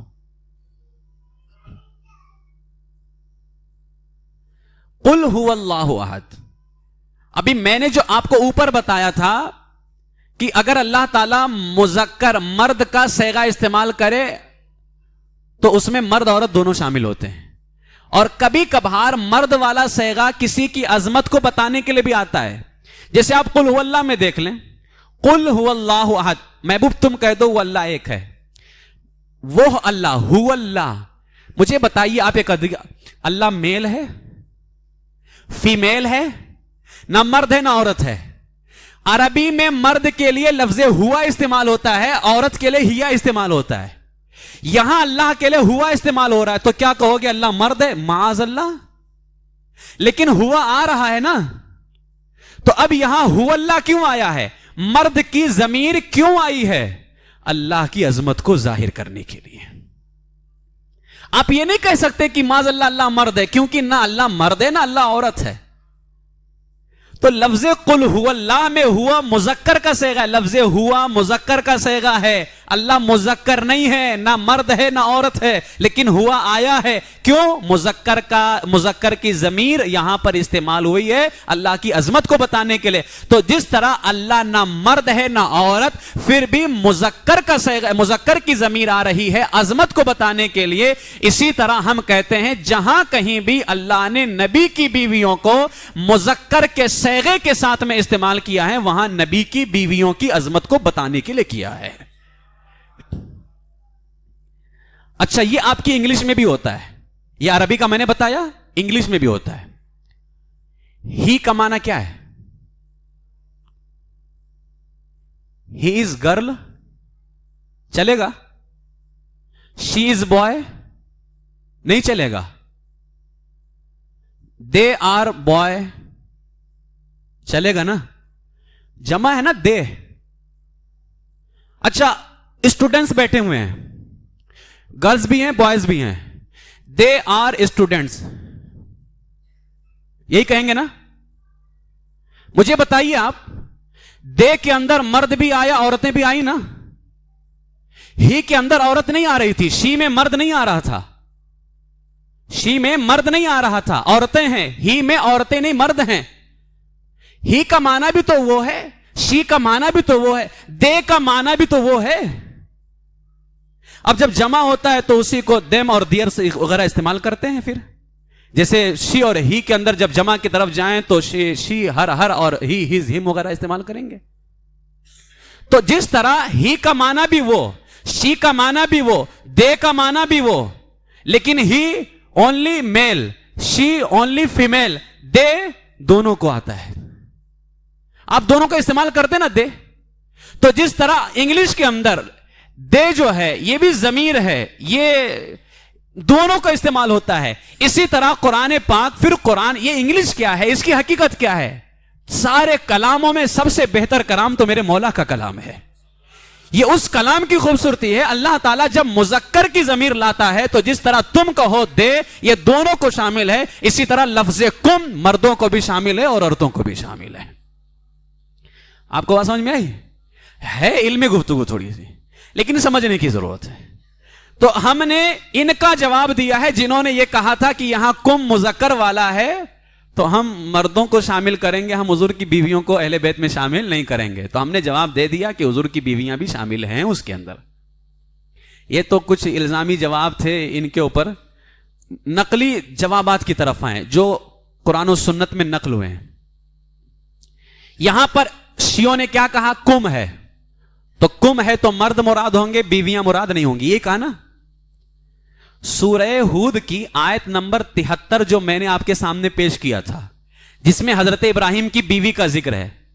آیت کریمہ کیا ہے وہ جس میں حضرت ابراہیم کی بیوی کا ذکر ہے؟ قالوا اتعجبین من امر اللہ رحمت اللہ وبرکاتہ علیکم اہل البیت. حضور حضرت ابراہیم کی بیوی کا ذکر ہے نا، اور اللہ کیا فرماتا ہے؟ علیکم. یہاں پہ بھی کم ہے نا، اور کس کو کہا جا رہا ہے؟ بیوی کو کہا جا رہا ہے. میں نے وہی کہا نا کہ کہیں کہیں اللہ قرآن میں نبی کی بیویوں کے لیے مذکر کا صیغہ استعمال کرتا ہے ان کی عظمت کو بتانے کے لیے. جیسے ہوا اللہ میں اللہ کے لیے ہوا مذکر کی ضمیر ہے اللہ کی عظمت کو بتانے کے لیے. اس کا یہ مطلب نہیں کہ اگر اللہ کی طرف لفظ ہوا مذکر کا ہے تو معاذ اللہ میل ہو گیا، یہ مطلب نہیں ہے. تو اسی طرح سے علیکم حضرت ابراہیم کی بیوی کو کہا جا رہا ہے. اس کا یہ مطلب نہیں کہ وہ مرد ہیں، وہ ہیں عورت، لیکن نبی کی بیوی ہیں. اور نبی بھی وہ جو ہمارے آقا کے بعد سب سے افضل نبی ہیں، ان کی بیوی ہیں. ان کی عظمت زیادہ ہے. عظمت زیادہ ہے، اس عظمت کو ظاہر کرنے کے لیے اللہ فرماتا ہے علیکم اہل البیت. تو یہاں بیوی کے لیے عورت کے لیے کم استعمال ہوا ہے نا. ایک دلیل ہو گئی، یہاں علیکم استعمال ہے، جمع مذکر حاضر ہے، مذکر کے لیے استعمال ہوا ہے. دوسری دلیل سورہ طٰہٰ کی آیت نمبر 10 حضرت موسیٰ علیہ الصلوۃ والسلام کی بیوی کے لیے جو استعمال ہوا ہے، اذ رأى نارا فقال لأهله، موسیٰ نے اپنی بیوی سے کہا، ذکر کس کا ہے؟ بیوی کا. تو بیوی کے لیے کون سا لفظ آتا ہے؟ کننا. کننا آتا ہے نا. حضرت پوری آیت کیا ہے؟ اذ قال لأهلهم كثوا انی آنست نارا لعلی آتیکم. آتی کننا نہیں ہے، کیا ہے؟ آتی کم. بیوی کا ذکر ہے اور لفظ کیا ہے؟ کم. تو یہاں پر بھی کم ذکر ہے. سورہ نمل کی جو آیت نمبر 7 تھی حضرت موسیٰ علیہ الصلوۃ والسلام کی بیوی کے لیے، سورہ نمل کی جو ہے آیت نمبر 7، اس میں کیا ذکر موجود ہے؟ اذ قال موسیٰ لأہلہ انی آنست نارا سآتیکم منہا بخبر او آتیکم. یہاں سآتیکم میں بھی کم، آتیکم میں بھی کم، اور مراد وہاں پہ کون ہے؟ بیوی. تو بیوی کے لیے قرآن میں دو جگہ پر کم، سآتیکم و آتیکم دونوں آیا ہوا ہے. اچھا، یہ آیت پارہ نمبر 2 سورہ بقرہ آیت نمبر 185، ہم روزے والی آیت پڑھتے ہیں. فمن شہیدہ، تم میں سے جو مہینہ پائے رمضان کا. شہیدہ یہ واحد مذکر کا صیغہ ہے، واحد مذکر میل کا صیغہ. شہیدہ عورت کے لیے شہیدت آتا ہے، شہیدہ مرد کے لیے آتا ہے، عورت کے لیے کیا آتا ہے؟ شہیدت. یہاں اللہ نے کیا استعمال کیا؟ شہیدہ. ایک یہ ہو گیا مرد کا استعمال کیا. آگے چلیے، منکم، یہاں پر بھی کم ہے. تم میں سے جو کوئی رمضان کا مہینہ پائے. تو کیا صرف مرد روزہ رکھیں گے؟ عورتیں بھی شامل ہیں نا. اب عورتیں اس میں شامل ہیں، لیکن صیغہ کس کا؟ عورت والا استعمال ہے کہ مرد والا استعمال ہے؟ مرد والا استعمال ہے. جب مرد والا یہاں پر استعمال ہے، مراد عورتیں ہیں، تو جب یہاں مراد ہیں تو پھر وہاں مراد کیوں نہیں ہے؟ یہ بھی تو قرآن ہی ہے. ایک جگہ مراد ہو، ایک جگہ مراد نہ ہو، یہ کیسے ہو سکتا ہے؟ اور یہ ان کی تو اصل میں ان کی جہالت ہے، بیوقوف ہوتے ہیں ایک نمبر کے. صرف ان کو رولانا آتا ہے، پیٹنا پٹوانا، چیخنا چلانا آتا ہے، اس کے سوا کچھ نہیں آتا ہے. عرب والے بھی عورت کے لیے کم استعمال کرتے ہیں، عرب والے بھی. کیسے؟ ایک شاعر گزرا ہے، اس نے اپنی محبوبہ کی شان میں ایک شعر لکھا ہے. میں اس کا ترجمہ نہیں بتاؤں گا، صرف عربی میں شعر بتاتا ہوں. لکھا ہے اس نے اپنی عورت کے لیے، صرف شعر سنیے گا. وَإِن شِئْتِ حَرَّمْتُ النِّسَاءُ سِوَاكُمُ سِوَاكُمُ وَإِن شِئْتِ لَمْ أَطْعَمُ نُقَاخًا وَلَا بَرْدًا. خیر یہ پورا 2 مصرے کا ایک شعر ہے. اس میں وہ لفظ دیکھیں، وَإِن شِئْتِ حَرَّمْتُ النِّسَاءَ سِوَاكُمْ. تو عربی جاننے والا وہ اپنی عورت کی شان میں شعر لکھ رہا ہے. اس میں عورت کے لیے جب کہہ رہا ہے کہ تم، تو کننا استعمال کر رہا ہے یا کم استعمال کر رہا ہے؟ کم مرد کے لیے ہے کہ عورت کے لیے ہے؟ اس عربی جاننے والے کو نہیں پتا تھا؟ پتا تھا، لیکن اپنی بیوی کے لیے کم کیوں استعمال کر رہا ہے؟ میں نے ابھی بتایا، مرد کی ضمیر کبھی کبھار عظمت ظاہر کرنے کے لیے آتی ہے. ہر مرد اپنی بیوی کی عظمت کو بڑھانا چاہتا ہے، اسی لیے اس نے یہاں پر مذکر کی ضمیر استعمال کی ہے. اچھا، یہ ہماری دلیلیں ہوئی. حیات القلوب، ملا باقر مجلسی، شیعہ، بہت بڑا عالم ہے شیعہ کا. حیات القلوب اس کی کتاب، جلد 2 صفحہ 188، صفحہ 188 پر ایک واقعہ. اب یہ واقعہ سچا ہے جھوٹا ہے مجھے اس سے کوئی لینا دینا نہیں، میں صرف لفظ بتا رہا ہوں. ہمارا اختلاف شیعہ سے کیا ہے کہ اہل بیت میں بیویاں بھی ہیں، بیٹے بھی ہیں. اور وہ کیا کہتے ہیں؟ بیویاں نہیں ہیں، صرف بیٹے ہیں. اور پھر اس نے جو دھوکہ دیا کہ کم مرد کے لیے آتا ہے، عورت کے لیے نہیں آ سکتا ہے، کم جو ہے مردوں کے لیے آتا ہے، عورتوں کے لیے نہیں آ سکتا ہے. یہ تھا نا دھوکہ اس کا. اب دیکھیے، ملا باقر مجلسی کی کتاب میں لکھا ہے، غور سے سنیے گا. خدیجہ ننگے پیر صحن خانہ کی طرف دوڑی، دروازہ کھولا تو حضرت نے فرمایا، کون؟ ہمارے آقا علیہ الصلوۃ والسلام نے فرمایا، السلام علیکم یا اہل البیت. کیا فرمایا؟ اب یہ سچا ہے یا جھوٹا ہے میں وہ نہیں کہہ رہا ہوں، لیکن شیعہ کی کتاب سے بتا رہا ہوں. حضور نے حضرت خدیجہ کون؟ Male female? فیمیل ہے نا، کنفرم فیمیل. اور یہاں شیعہ کی کتاب میں کیا ہے؟ السلام علیکم آگے یا اہل البیت. خدیجہ نے کہا آپ کو بھی اے میری آنکھوں کی روشنی سلامتی گوارا ہو. میں جو یہاں کہنا چاہتا ہوں، شیعہ کہتا ہے اہل بیت میں بیوی نہیں آتی ہے، اور یہاں حضور نے اپنی بیوی کو سلام کیا السلام علیکم یا اہل البیت. تو تمہاری کتاب میں تو خود لکھا ہوا ہے کہ حضور نے حضرت خدیجہ کو اہل البیت کہا ہے، تمہاری کتاب میں ہے. اب وہ سچا ہے یا جھوٹا ہے میں وہ ذمہ داری لے رہا ہوں، لیکن تمہاری کتاب میں ہے کہ حضور نے اہل البیت کہا، اور مراد کون تھی؟ حضرت خدیجہ رضی اللہ عنہ. اور جو تم نے دھوکہ دیا تھا قرآن کی آیت کو لے کر کے کہ کم مرد کے لیے آتا ہے، بیوقوفو السلام علیکم یا اہل البیت تمہاری کتاب میں لکھا ہے، تو حضور علیہ السلام کو تو یہ کہنا چاہیے تھا السلام علیکن یا علیکن. یا تو کیا حضور کو نہیں معلوم تھا؟ گرامر صرف تجھے معلوم ہے، انہیں نہیں معلوم گرامر. تو تیرا حال تو پھر وہی طارق مسعود پاکستانی خبیث کی طرح ہو گیا، جیسا اس نے کہا تھا کہ معاذ اللہ قرآن میں گرامر کی غلطیاں ہیں، 100 بار معاذ اللہ. تو کیا حضور کو گرامر نہیں پتا تھا؟ سارا علم تو اسی دربار سے ملتا ہے. لا رب العرش، جس کو جو ملا ان سے ملا. بٹتی ہے کونین میں نعمت رسول اللہ کی. تو حضور کو نہیں معلوم تھا کہ یہ خدیجہ ہیں، بیوی ہیں، عورت ہیں، ان کے لیے عربی میں کننا آتا ہے، نہیں معلوم تھا. لیکن تمہاری کتاب حیات القلوب ملا باقر مجلسی جلد 1 صفحہ 188 میں حضور نے حضرت خدیجہ سے کہا السلام علیکم یا اہل البیت. ہم نے شیعوں پر قیامت ڈھا دی. یہاں علیکم بھی ہے خدیجہ کے لیے اور اہل البیت بھی ہے خدیجہ کے لیے. تو اگر یہاں سلام میں اہل البیت سے مراد خدیجہ ہو سکتی ہیں، علیکم سے مراد امی جان ہماری ہو سکتی ہیں، تو قرآن میں لیذہب عنکم الرجس اہل البیت ویطہرکم تطہیرا میں کیوں نہیں ہو سکتی ہیں؟ وہاں پر بھی ہو سکتی ہیں. یہ گفتگو تھی میری قرآن کی روشنی کے اندر. اب میں نے ایک حوالہ شیعہ کی کتاب کا بھی دے دیا کہ اہل البیت سے بیوی مراد ہوتی ہے، باقاعدہ لفظ کے ساتھ ہے. وہ کوئی دیکھنا چاہے گا تو فقیر دکھا دے گا انشاءاللہ. اور کم بھی آیا ہے خدیجہ کے لیے، کم بھی آیا ہے اور اہل البیت بھی آیا ہے. احادیث کی طرف آتے ہیں کہ اب قرآن میں آپ نے دیکھ لیا کہ اہل بیت کن کن کو کہا گیا ہے. کبھی بیوی کے لیے، کبھی بیٹے کے لیے، کبھی ماں کے لیے، سب کے لیے آیا ہے. احادیث میں آتے ہیں. صحیح بخاری کی حدیث نمبر 2637، اس کو روایت کرنے والی امی جان سیدہ عائشہ صدیقہ رضی اللہ تعالیٰ عنہ ہے. وہ واقعہ معلوم ہے نا، امی جان پہ الزام لگا تھا ایک مرتبہ، تو اللہ نے قرآن میں گواہی دی سبحانک ھذا بہتان عظیم. محبوب تیرا رب پاک ہے، یہ تیری بیوی عائشہ پر الزام بہتان عظیم ہے، بہت بڑا جھوٹا ہے.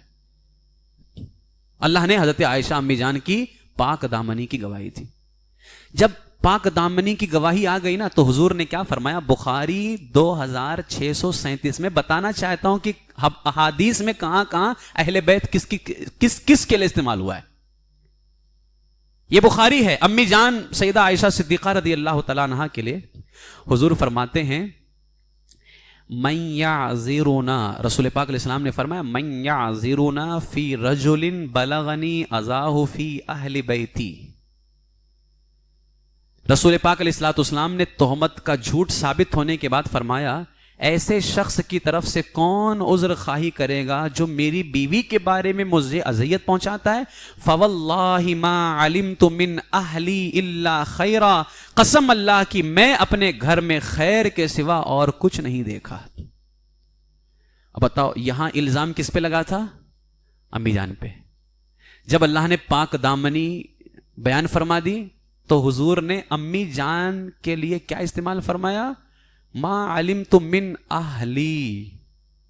لفظ اہلی میرے گھر والے. یہاں حضور نے میرے گھر والے کس کو کہا؟ بولیے نا کس کو کہا ہے؟ سیدہ عائشہ صدیقہ رضی اللہ تعالیٰ عنہ.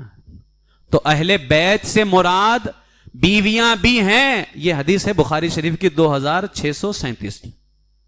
اس کے بعد میں آئیے مستدرک علی الصحیحین جلد نمبر 3 صفحہ 25 حدیث نمبر 3609 ام سلمہ رضی اللہ تعالیٰ عنہ سے مروی ہے. ام سلمہ حضور کی بیوی ہیں. جب یہ قرآن کی آیت نازل ہو رہی تھی نا، انما یرید اللہ لیذھب عنکم الرجس اہل البیت، یہ انہی کے گھر میں نازل ہوا، یہ آیت انہی کے گھر میں نازل ہوئی۔ اب مستدرک کے اندر یہ روایت موجود ہے، یہ روایت مسلم شریف میں بھی امی جان سے، مصنف ابن ابی شیبہ میں حدیث نمبر 37,765 ہے، صحیح ابن حبان میں حضرت واصلہ ابن اسقا رضی اللہ تعالیٰ عنہ سے مروی حدیث نمبر 6,976 ہے، سنن الکبریٰ امام بیہقی کی جلد 2 صفحہ 152 پر بھی ہے، ان کتابوں میں بھی ہے۔ میں حدیث پیش کرتا ہوں مستدرک سے، مستدرک کی حدیث نمبر ہے 3609۔ امی جان کیا فرماتی ہیں؟ حضرت سلمہ رضی اللہ عنہ قالت فی بیتی نزلت هذه الآیہ، میرے گھر میں یہ آیت نازل ہوئی، انما یرید اللہ۔ امی جان فرماتی ہیں جب یہ آیت نازل ہوئی فارسل رسول اللہ، رسول پاک علیہ السلام تشریف لے کر کے گئے، کہاں؟ الی علی و فاطمہ والحسن والحسین رضوان اللہ علیہ مجمعین، حضور کہاں تشریف لے کر کے گئے؟ مولا علی، سیدہ فاطمہ، امام حسن، امام حسین رضی اللہ عنہم کی طرف لے کر کے گئے، تشریف لے کر کے گئے، چادر میں ڈھانپا، فرمایا اللہم ہؤلاء اہل بیتی، اے اللہ یہ میری اہل بیت ہیں۔ چادر میں کون ہے؟ 4 لوگ، ایک میرے آقا، 5 پنجتن۔ فرمایا کیا میرے آقا نے؟ اللہم ہؤلاء اہل بیت، اے اللہ یہ میری اہل بیت ہیں۔ قالت ام سلمہ، حضرت ام سلمہ سب دیکھ رہی تھی، انہوں نے کہا یا رسول اللہ ما انا من اہل البیت، کیا میں آپ کے گھر میں، کیا میں اہل بیت میں سے نہیں ہوں؟ اب یہ پاکستان کا ایک خبیث شیعہ اس کو بیان کرتا ہے تو کہتا ہے کہ حضور نے کہا کہ تم نہیں ہو معاذ اللہ، جبکہ حدیث میں کچھ اور ہے۔ اب حدیث پوری سنیے، جب امی جان نے کہا نا یا رسول اللہ کیا میں اہل بیت میں سے نہیں ہوں؟ قالا، میرے آقا نے فرمایا انکی اہلی خیرن، تم تو ہو ہی میری اہل بیت میں سے، تم تو ہو ہی میری اہل بیت میں سے، وہؤلاء اہل بیتی، اور یہ بھی میری اہل بیت میں سے ہیں۔ اللہم اہلی احق، اے اللہ یہ میری اہل بیت حق ہیں۔ امام مستدرک امام حاکم نے اس کو بیان کرنے کے بعد کہا ھذا حدیث صحیح علی شرط البخاری، یہ حدیث امام بخاری کے نزدیک بھی صحیح ہے، یہ ان کی شرطوں کے حساب سے۔ اب دیکھیں اس حدیث کے اندر اہل بیت کن کے لیے کہا گیا؟ مولا علی، حضرت فاطمۃ الزہرا، امام حسن، امام۔ میرے عزیزوں، میں یہ ابھی تک جو گفتگو کر رہا تھا اس کا کوئی یہ مطلب نہ سمجھے کہ معاذ اللہ ہم انہیں نہیں مانتے، ہم صرف بتانا یہ چاہتے ہیں کہ اہل بیت قرآن میں، حدیث میں کہاں کہاں اور کن کن کے لیے آیا ہوا ہے۔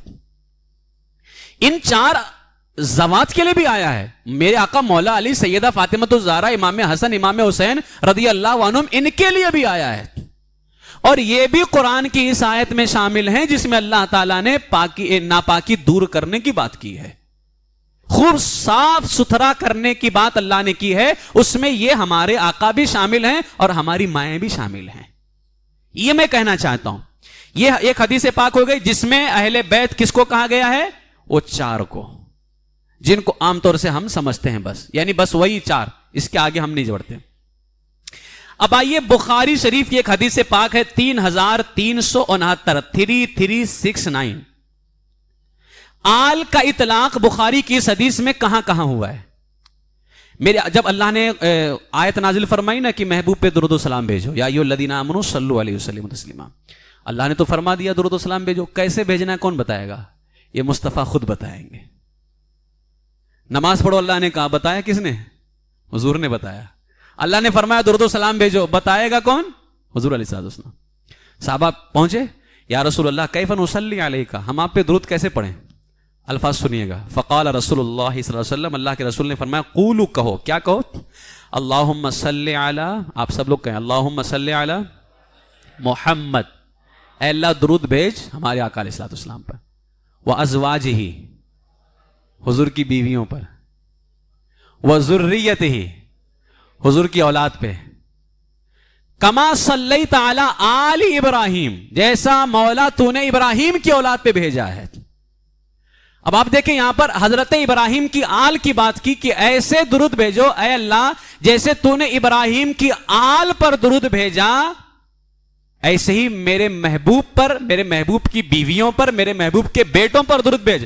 تو میرے آقا نے حضرت ابراہیم کی آل کی بات کی اور وہاں آل کہہ کر کے اپنے کن کن رشتہ داروں کو شامل کیا؟ ازواج کو اور ذریت کو، بیویوں کو اور بیٹوں کو شامل فرمایا ہے۔ تو حضور علیہ الصلوۃ والسلام تو خود آل کا معنی بتا رہے ہیں کہ آل بیوی کے لیے بھی آتا ہے اور بیٹوں کے لیے بھی آتا ہے. اللہ وبارک علی محمد و ازواجہ و ذریتہ کما بارکت علی آل ابراہیم. یہاں پر بھی ہے آل کہہ کر کے ابراہیم علیہ الصلوۃ والسلام کے حضور نے اپنی بیویوں اور اپنے بیٹوں کا ذکر فرمایا کہ جیسے ان کے آل پر اللہ نے درود بھیجا ایسے ہی میری بیوی اور میرے بیٹوں پر درود بھیجو. تو میرے آقا نے وہاں آل کا ذکر کیا اور یہاں اپنے کن رشتہ داروں کا ذکر کیا؟ بیویوں کا اور بیٹوں کا ذکر فرمایا. اچھا ایک حدیث پاک جو ہے مستدرک علی الصحیحین میں جلد 4 صفحہ 321 حدیث نمبر 6657 میں بھی ہے 6659 بھی ہے, لیکن میں یہ حدیث پیش کرتا ہوں شیعہ کی کتاب سے. رجال کشی جلد 1 صفحہ 54 اور صفحہ 60 پر بھی ہے. صفحہ 54 یعنی رجال کشی شیعہ کی کتاب ہے, اس کی جلد 1 صفحہ 54 پر جو حدیث ہے امام جعفر صادق سے روایت ہے. صفحہ 60 پر جو حدیث ہے وہ میرے آقا مولا علی سے روایت ہے شیعہ کی کتاب. اب یہاں اس بندے کو, اس ذات کو, اس صحابی کو اہل بیت کہا جا رہا ہے جس کا تعلق نہ حضور کے نسب سے ہے, نہ حضور کے سکنا سے ہے, نہ حضور کے یہاں بیت ولادت سے ہے, نہ حضور کے نسبی رشتہ داروں میں سے آتے ہیں, نہ حضور بیویوں تو میں آ نہیں سکتے ہو, حضور کے اولادوں میں سے بھی نہیں ہے. کون؟ حضرت سلمان فارسی رضی اللہ تعالیٰ ہیں حضور کے رشتہ دار. ارے یہ تو فارس کے رہنے والے تھے, وہ تو خوشبوئے مصطفیٰ نے انہیں فارس سے مدینہ کھینچ لیا ہے, ورنہ رہنے والے فارس کے تھے. نہ حضور کے بیٹوں میں آتے ہیں, نہ حضور کے رشتہ داروں میں آتے ہیں, سکنا میں آ نہیں سکتے, مرد ہیں. رجال کشی میں جلد 1 صفحہ 54 پہ امام جعفر صادق کی حدیث شیعوں نے بیان کی ہے اور صفحہ 60 پر مولا علی سے. ابھی کہتے ہیں کہ بیویاں نہیں آ سکتی, حضور کی بیویاں نہیں آ سکتی, اور فرمان مصطفیٰ کیا حضور نے فرمایا, یہ حضور نے کرم کیا, ان پہ کرم فرمایا میرے آقا علیہ السلام نے, اور فرمایا سلمان منا اہل البیت, سلمان میری اہل بیت میں سے ہے.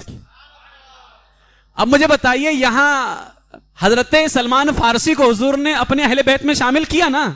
اگر سلمان فارسی نہ نسبی رشتہ دار, نہ سکنا میں, نہ اہل بیت ولادت میں حضور کی اولادوں میں, جب تینوں تعلق یہاں نہیں پایا جا رہا ہے اور پھر بھی وہ اہل بیت میں سے ہو سکتے ہیں, تو ان ماؤں کی عظمت کو سلام جو ہماری مائیں ہیں, دنیا میں ان کی طرح کوئی عورت نہیں ہے, کیا وہ حضور کی اہل بیت میں شامل نہیں ہو سکتی ہیں؟ یہ سلمان فارسی فارس کے ہیں اور حضور نے کرم کیا. اب کرم نے ہی ان کو اہل بیت میں شامل کر دیا. جب غلاموں پہ اتنا کرم ہے تو پھر بیویوں پہ کتنا کرم ہوگا, بیویوں پہ کتنا کرم ہوگا.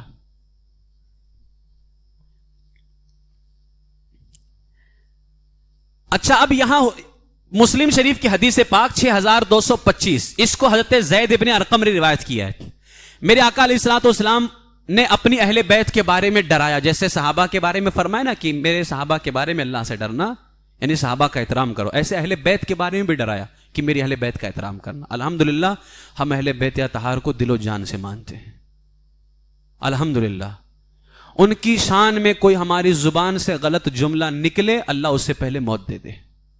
ہمیں وہ زندگی چاہیے ہی نہیں جس میں صحابہ حضور کے بیٹوں کی غلامی موجود نہ ہو. ہمیں زندگی وہی چاہیے جس میں حضور کے بیٹوں کی غلامی ہو اور حضور کے صحابہ کی غلامی. اسی لیے میرے امام نے دعا کی, 2 جہاں میں خادم آل رسول اللہ کر, حضرت آل رسول مقتدا کے واسطے. ٹھیک ہے, حضور علیہ السلام نے ڈرایا, کیا فرمایا, اذکرکم اللہ فی اہل بیتی. حدیث سنیے گا, یہاں اہل بیت کہا جا رہا ہے, اور پھر اہل بیت سے مراد کن کو لیا جا رہا ہے. میرے آقا نے فرمایا میں تمہیں اپنی اہل بیت کے بارے میں اللہ سے ڈراتا ہوں. 3 مرتبہ کہا, اذکرکم اللہ فی اہل بیتی, اذکرکم اللہ فی اہل بیتی, اذکرکم اللہ فی اہل بیتی. حضرت زید ابن ارقم اس حدیث کو بیان کر رہے تھے. فقال له حسین, تو وہاں پر ایک صحابی کھڑے تھے حسین, انہوں نے کہا ومن اہل بیتی, یہ اہل بیت کون ہے؟ جن اہل بیت کے بارے میں حضور نے ڈرایا یہ اہل بیت کون ہے؟ اب حضرت زید ابن ارقم صحابی ہیں. تو حضرت حسین جو سوال کر رہے تھے انہوں نے کہا یا زید الیس نساؤہ من اہل بیتہ, کیا حضور کی بیویاں اہل بیت میں نہیں ہیں؟ یعنی جن اہل بیت کے بارے میں حضور نے ڈرایا تو وہ تو تم بتاؤ گے کہ کون سے اہل بیت ہیں، لیکن کیا حضور کی بیویاں اہل بیت میں نہیں ہیں؟ قال زید نساؤہ من اہل بیت ہی، ارے وہ تو ہیں عورتیں ان کی اہل بیت کے اندر، یعنی وہ بیویاں تو ہیں اہل بیت میں، لیکن اہل بیت ہی من حرم الصدقہ، لیکن یہاں وہ اہل بیت مراد ہیں جن پہ صدقہ حرام کر دیا گیا ہے، جن پہ صدقہ حرام کر دیا گیا ہے۔ تو حضرت حسین نے پوچھا وہ کون ہے اہل بیت جن پہ صدقہ حرام کیا گیا؟ تو فرماتے ہیں آل علی، علی کی اولاد، آل علی، علی کی اولاد، و آل عقیل، عقیل کی اولاد، بھائی ہے نا، عقیل کی اولاد، و آل جعفر، امام جعفر مولا علی کے بڑے بھائی 10 سال عمر میں بڑے ہیں، و آل جعفر، کہا جعفر کی اولاد، و آل عباس، عباس کی اولاد۔ تو یہاں حضور علیہ الصلوۃ والسلام نے اہل بیت کہا کہ میرے اہل بیت کے معاملے میں ڈرنا۔ جب پوچھا گیا کون سے اہل بیت، کیا عورتیں نہیں ہیں؟ کہا وہ عورتیں تو ہیں، لیکن یہاں وہ اہل بیت مراد ہیں جن پہ صدقہ حرام کیا گیا، اور وہ اہل بیت کون سے ہیں؟ مولا علی کی اولاد، مولا عقیل کی اولاد، امام جعفر کی اولاد، حضرت عباس کی اولاد ہے وہ۔ تو حضور علیہ الصلوۃ والسلام نے یہاں پر تو صرف ان 12 اماموں کا نام نہیں لیا، یہاں صرف مولا علی، فاطمۃ الزہرا، امام حسن، امام حسین رضی اللہ عنہم کا نام تو نہیں لیا، یہاں تو مولا علی کی اولادیں بھی ہیں، حضرت امام عقیل کی اولادیں بھی ہیں، امام جعفر کی اولادیں بھی ہیں، حضرت عباس کی بھی اولادیں ہیں، اور ان سب کو حضور نے کیا فرمایا؟ میری اہل بیت۔ تو میری اہل بیت کے معاملے میں اللہ سے ڈرنا۔ ترمذی شریف کی حدیث نمبر 3895 ہے، امی جان سیدہ عائشہ صدیقہ سے مروی ہے۔ اب حضور علیہ الصلوۃ والسلام کی حدیث پاک کیا ہے؟ حضور علیہ الصلوۃ والسلام اپنی بیویوں کے بارے میں بھلائی کرنے کا حکم دے رہے تھے، تو میرے آقا فرماتے ہیں خیرکم خیرکم لأہلہ، تم میں سب سے بہتر وہ ہے جو اپنی بیویوں سے اچھا سلوک کرے۔ اور سنو وَأَنَا خَيْرُكُمْ لِأَهْلِي، اور میں محمد عربی اپنی بیویوں سے سب سے اچھا سلوک کرتا ہوں۔ تو حضور علیہ السلام نے یہاں اہلی کس کو کہا؟ بیویوں کو کہا ہے۔ تو میرے عزیزوں یہ ساری حدیثیں، اس میں جو اہل بیت یا اہل کا لفظ آ رہا ہے، اسی لیے میں نے آپ کو شروع سے سمجھایا اہل بیت میں اہل کو الگ کر کے بیت کو الگ کر کے۔ یہ جو احادیث میں قرآن میں اہل اور اہل بیت کا لفظ آ رہا ہے، کہیں بیوی، کہیں ماں، کہیں بیٹا، کہیں رشتہ دار، نسبی رشتہ دار، سب مراد لیے جا رہے ہیں، اور یہ سب بھی قرآن و احادیث ہی تو ہیں۔ میرے آقا علیہ الصلوۃ والسلام کی بارگاہ کے اندر حضرت اسامہ کا بیان ہے کہ میں حضور کے پاس بیٹھا تھا۔ اسامہ کون ہے جانتے ہو؟ حضرت زید کے بیٹے۔ حضور نے جس کو اپنا منہ بولا بیٹا بنایا تھا نا، حضرت زید، حضور کے یہ غلاموں میں سب سے پہلے ایمان لانے والے، بچپن میں اپنے باپ سے بچھڑ گئے تھے، باپ لینے آئے کہ بیٹا چلو، تو حضرت زید نے فرمایا تھا اب در مصطفیٰ کو نہیں چھوڑ سکتا۔ اب میں وہ مفہوم پیش کر رہا ہوں، میں در مصطفیٰ کو نہیں چھوڑ سکتا، آپ کو ملنا رہے تو کبھی کبھار آ جائے کیجیے۔ جب حضور نے اتنا پیار دیکھا نا اپنے غلام کا کہ اس بیٹے نے تو اپنے باپ کو بھی چھوڑ دیا، تو میرے آقا نے فرمایا زید میرا منہ بولا بیٹا ہے، منہ بولا بیٹا۔ یہ فضیلت حضرت زید کی ایسی ہے نا جو کسی صحابی کو حاصل نہیں ہے، تو کیا حضرت زید کے بارے میں کہو گے کہ ابو بکر سے بھی افضل ہو گئے، جیسے شیعہ دھاندلی کرتے ہیں؟ حضرت زید رضی اللہ تعالیٰ عنہ کے بیٹے اسامہ، اب غلام کے بیٹے ہیں اسامہ، حضرت اسامہ سے اتنی محبت، امی جان عائشہ فرماتی ہیں حضرت اسامہ کے ناک بہتے تھے تو حضور اپنے ہاتھوں سے صاف فرماتے تھے۔ حضرت اسامہ رضی اللہ تعالیٰ یہ حضور کے پاس، میں وہ پورا واقعہ پیش کروں گا، پھر اس میں جس لفظ سے میں بتانا چاہتا ہوں صرف عربی کی وہی عبارت پڑھوں گا۔ حضرت اسامہ فرماتے میں نبی کے پاس بیٹھا ہوا تھا، اتنے میں علی اور عباس دونوں اندر آنے کی اجازت مانگنے لگے، اور دونوں کون ہیں؟ حضور کے رشتہ دار ہیں، ہے نا رشتہ دار۔ مولا علی حضور کے چچا کے بیٹے اور حضرت عباس تو خود حضور کے چچا ہیں، دونوں اندر آنے کی اجازت مانگنے لگے۔ انہوں نے کہا اسامہ ہمارے لیے رسول اللہ سے اجازت مانگو۔ مولا علی حضرت عباس نے کہا اسامہ حضور سے اجازت مانگو ہمارے لیے۔ کیا شان ہے بارگاہ مصطفیٰ میں بیٹھ جائیں تو، ہیں غلام کے بیٹے، لیکن شان تو دیکھو کہ مولا علی اور حضرت عباس فرماتے اسامہ آپ اجازت مانگو۔ یہ ہے اس در کی شان، کہ وہاں جو چلا جاتا ہے نا وہ بڑا عظیم ہو جاتا ہے. انہوں نے فرمایا اسامہ ہمارے لیے اجازت مانگو. حضرت اسامہ کہتے میں نے عرض کیا اللہ کے رسول علی اور عباس دونوں اندر آنے کی اجازت مانگ رہے ہیں. میرے آقا نے فرمایا اے اسامہ کیا تمہیں معلوم ہے کہ وہ کیوں آئے ہیں؟ تو حضرت اسامہ کہتے میں نے کہا میں نہیں جانتا. تو حضرت اسامہ کہتے پھر میرے آقا نے فرمایا مجھے تو معلوم ہے. تم نہیں جانتے مجھے معلوم ہے کہ علی اور عباس کیوں آئے ہیں. یہ ہے غیب مصطفیٰ صلی اللہ علیہ وسلم. میرے آقا نے فرمایا اسامہ ٹھیک ہے تم نہیں جانتے مجھے معلوم ہے. پھر میرے آقا نے انہیں اندر آنے کی اجازت دے دی. اندر آئے, عرض کیا کہ ہم آپ کے پاس اس لیے آئے ہیں تاکہ ہم آپ سے پوچھیں. کیا پوچھیں؟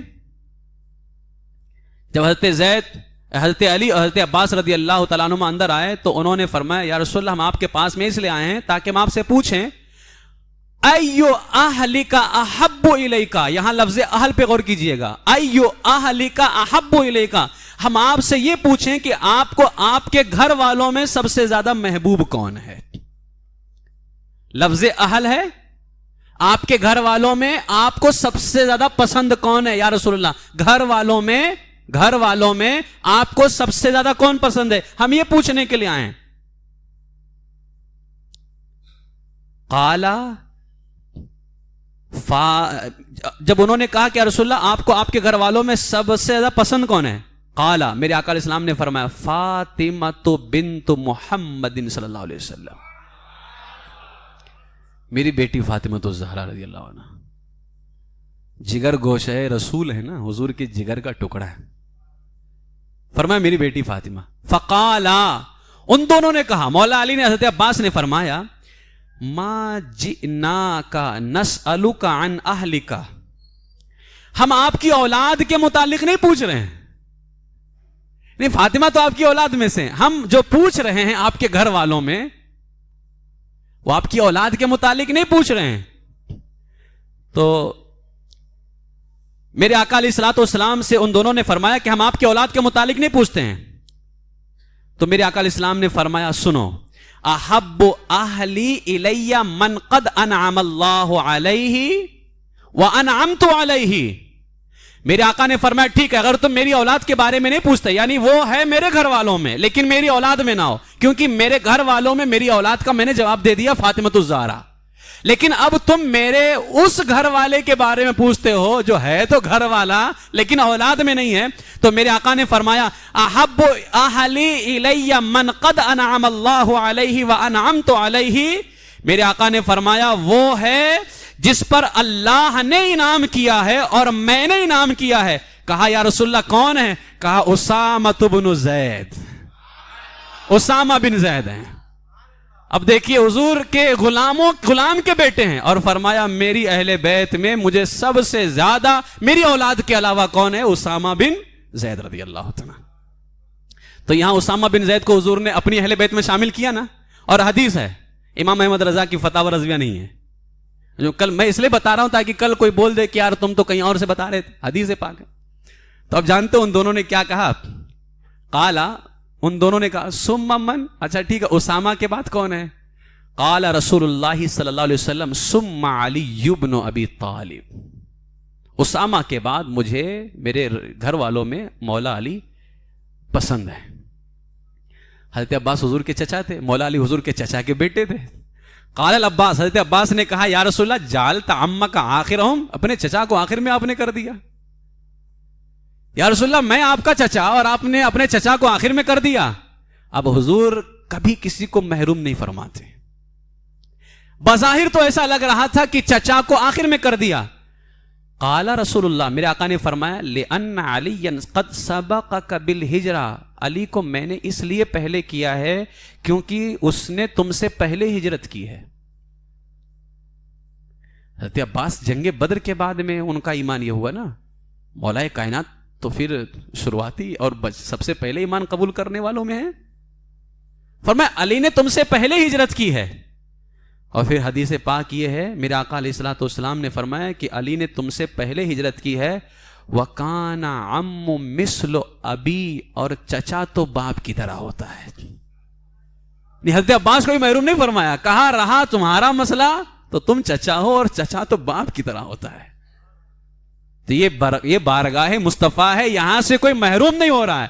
تو لفظ اہل بیت میں صرف حضور کی بیٹیاں اور حضور کے خاندان یعنی بیٹے یہ شامل ہوں اور حضور کی بیویاں نکل جائیں، یہ تو اس دربار سے جو انعام مل رہا ہے یہ تو اس میں کمی لے کر کے آ رہا ہے کہ حضور کی اہل بیت اتنی تھوڑی سی ہے کہ صرف حضور کے بیٹے شامل ہوں، بیویاں شامل نہ ہوں، جبکہ وہ بارگاہ تو ایسی بارگاہ ہے جہاں سے جو ہے فیض ہر کسی کو ملتا ہے. اوروں کو مل رہا ہے تو کیا بیویوں کو نہیں ملتا؟ اہل سنت و جماعت کا صاف ستھرا سچا عقیدہ ہے کہ حضور کے اہل بیت میں بیویاں بھی شامل ہیں، حضور کے بیٹے بھی شامل ہیں. فیضان مصطفیٰ بٹ رہا ہے تو بیٹوں کو بھی مل رہا ہے، بیویوں کو بھی مل رہا ہے.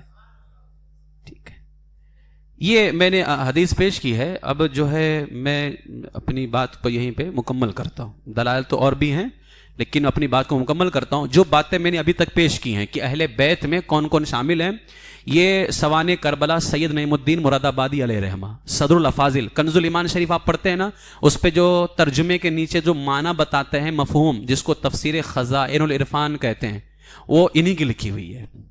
انہوں نے بھی وہی بیان کیا جو ابھی اس گنہگار فقیر قادری نے بیان کیا ہے. پوری گفتگو وہی ہے. ہمارے آقا علیہ الصلوۃ والسلام کی جو ہے اس میں کون شامل ہیں؟ ہمارے آقا علیہ الصلوۃ والسلام کی بیویاں بھی شامل ہیں اور بیٹے بھی شامل ہیں. ان تمام روایات سے یہ پتہ چلتا ہے کہ آل اور اہل بیت کا اطلاق مختلف ذوات پر کیا گیا ہے. مختلف ذوات پر کیا گیا ہے. ٹھیک ہے، جب مختلف ذوات پر کیا گیا ہے تو سب سے پہلے اول درجے کے اہل بیت کون ہیں؟ حضور کی بیویاں ہیں اور حضور کی بیٹیاں ہیں. اول درجے کے اہل بیت حضور کی بیویاں اور بیٹیاں. دوسرے درجے میں اہل بیت امام حسن، امام حسین اور علی مرتضی، کیونکہ امام حسن امام حسین بیٹی کے بیٹے ہیں تو خود جو ہو وہ پہلے درجے میں اور اس کی بیٹے جو ہوں وہ دوسرے درجے میں. تیسرے درجے میں حضرت عباس اور حضرت عباس کے بیٹے آئیں گے، مولا عقیل کے بیٹے آئیں گے، امام جعفر کے بیٹے آئیں گے، حضرت جو ہے امام عقیل، امام جعفر، حضرت عباس وغیرہ کے بیٹے آئیں گے جو حدیث پاک میں آیا ہے. چوتھے درجے میں اہل بیت میں اسامہ بن زید بھی ہیں، حضرت سلمان فارسی رضی اللہ تعالیٰ عنہ میں، جن کو حضور نے خود اہل بیت میں شامل فرمایا. پانچویں درجے میں وہ تمام بنی ہاشم ہیں جن پر صدقہ حرام کیا گیا ہے، جن پر کیا کیا گیا ہے؟ صدقے کو حرام کیا گیا ہے. اس لیے یہ اہل بیت اطہار ہیں. حضور کی بیویاں بھی ہیں اور حضور کے بیٹے بھی ہیں. اور میرے آقا سیدنا ابو بکر صدیق رضی اللہ عنہ فرماتے ہیں ارقبوا محمدن فی اہل بیتہ، بخاری شریف کی حدیث پاک ہے، حضور کی محبت کو حضور کی اہل بیت میں تلاش کرو. تو اب اگر کوئی صرف بیٹوں سے محبت کرے، بیویوں کو محبت نہ کرے اور امی جان کو گالیاں دے تو وہ حضور کی محبت کیسے پا سکتا ہے؟ کوئی حضور کی بیویوں سے تو محبت کرے، ان کو اپنی ماں مانے، اور حضور کے بیٹوں کو امام حسن امام حسین کو چھوڑ دے تو وہ حضور کی محبت کیسے پا سکتا ہے؟ الحمدللہ ہم سنی محبت مصطفیٰ پا رہے ہیں، اس لیے کہ ہم اہل بیت میں بیویوں کو بھی شامل کرتے ہیں، اہل بیت ذریت اولادوں کو بھی شامل کرتے ہیں، اور صرف شامل نہیں کرتے، الحمدللہ ہم ان سے بے پناہ محبت بھی فرماتے ہیں. ٹھیک ہے، یہ میری گفتگو ہے. برکت کے لیے آئیے ہم اپنی امی جان کے نام لے لیتے ہیں. 11 بیویاں حضور علیہ الصلوۃ والسلام کی ہیں، اس لیے کہ سب سے پہلے درجے کے جو اہل بیت ہیں وہ حضور کی بیویاں اور اولاد. 3 بیٹے اور 4 بیٹیاں، یہ پہلے درجے کے اہل بیت. اس کے بعد میں سب لوگ درود شریف پڑھ لیں. سب سے پہلے اللہم صلی علی سیدنا مولانا محمد مبارک وسلم صلاۃ و سلام علیک یا رسول اللہ صلی اللہ تعالیٰ علیہ وسلم. سب لوگ بیٹھ جائیے، کوئی نہ اٹھے، جہاں بیٹھے ہو وہیں بیٹھے رہو. ادب کے ساتھ، احترام کے ساتھ پوری توجہ اپنی امی جان کی طرف لگاؤ، اس لیے کہ ہماری ماؤں کی بھی وہ اہمیت نہیں جو ہمارے آقا علیہ السلام کی ازواج کی اہمیت ہے، اور وہ ہماری مائیں ہیں. اس لیے پوری توجہ امی جان کی بارگاہ میں لگا. اور میں سب کا نام لوں گا، آپ حضرت کہہ سکتے ہیں، اخیر میں رضی اللہ عنہا. ٹھیک ہے، حضرت خدیجہ، زور سے کہیں سب، حضرت خدیجہ رضی اللہ عنہا. ام المومنین کے ساتھ لگائیں. ام المومنین حضرت خدیجہ رضی اللہ عنہا. ام المؤمنین حضرت صفیہ رضی اللہ عنہا. ام المؤمنین حضرت جویریہ رضی اللہ عنہا. ام المؤمنین حضرت سودا رضی اللہ عنہا. ام المؤمنین حضرت عائشہ رضی اللہ عنہا. ام المؤمنین حضرت حفصہ رضی اللہ عنہا. ام المؤمنین حضرت ام سلمہ رضی اللہ عنہا. ام المؤمنین حضرت ام حبیبہ رضی اللہ عنہا. ام المؤمنین حضرت زینب رضی اللہ عنہا. ام المؤمنین حضرت زینب رضی اللہ عنہا. ام المؤمنین حضرت میمونہ رضی اللہ عنہا. یہ ہماری مائیں ہیں 11. ان میں زینب نام کی 2 مائیں ہیں. ایک زینب بنت خزیمہ، خزیمہ کی بیٹی زینب. دوسری حضرت زینب بنت جہش، جہش کی بیٹی زینب. یہ ہماری 11 مائیں، پاک مائیں. اور حضور علیہ الصلوۃ والسلام کے 3 بیٹے. حضرت، نام لو سب لوگ، حضرت سیدنا قاسم رضی اللہ عنہ. حضرت سیدنا ابراہیم رضی اللہ عنہ. حضرت سیدنا عبداللہ رضی اللہ عنہ. حضور کی 4 بیٹیاں. حضرت سیدہ زینب رضی اللہ عنہا. حضرت سیدہ رقیہ رضی اللہ عنہا. حضرت سیدہ ام کلثوم رضی اللہ عنہا. حضرت سیدہ فاطمہ الزہراء رضی اللہ عنہا. یہ پہلے درجے کے اہل بیت ہیں. ورنہ حضور کے نسبی رشتہ دار، حضور کے غلاموں میں حضرت عباس کی اولادیں، حضرت عقیل کی اولادیں، امام جعفر کی اولادیں، یہ سب اہل بیت میں پہلے درجے کے. یاد رکھو، یہ پہلے درجے کے اہل بیت کون ہیں؟ حضور کی 11 بیویاں، حضور کی 4 بیٹیاں، حضور کے 3 بیٹے. 11 وہ، 7 یہ. 11 7 کتنے ہو گئے؟ 18 لوگ. یہ 18 لوگ پہلے درجے کے اہل بیت اطہار ہیں رضی اللہ عنہم اجمعین. اللہ تعالیٰ سے دعا ہے کہ اللہ تعالیٰ اہل بیت اطہار رضی اللہ عنہم کا صدقہ عطا فرمائے. ان کی عظمتوں پہ پہرا دینا یا ان کی یاد منانا، ان کا ذکر کرنا، یقیناً یہ اللہ کا بہت بڑا کرم ہے. یہ بہت بڑی جو ہے ہمارے اوپر اللہ کی رحمت ہے کہ ہم نے اس مسئلے کو کہ اہل بیت میں کون کون شامل ہیں. میرے عزیزو، جب اہل بیت کا نام آئے نا تو ذہنوں میں ہماری مائیں بھی آ جائیں اور ہمارے آقا علیہ الصلوۃ والسلام کے وہ بیٹے جو ہمارے آقا و مولا ہیں. حضور کی ساری بیٹیاں، حضور کے سارے بیٹے ہمارے آقا و مولا ہیں، ہمارے سروں کے تاج ہیں. یہ جو ہمارے سر پہ عزت ہے نا، یہ انہی پاک بیٹوں کے قدموں کی برکت سے ہے. یہ ورنہ یہ میرے سر پہ سجا نہیں ہوتا.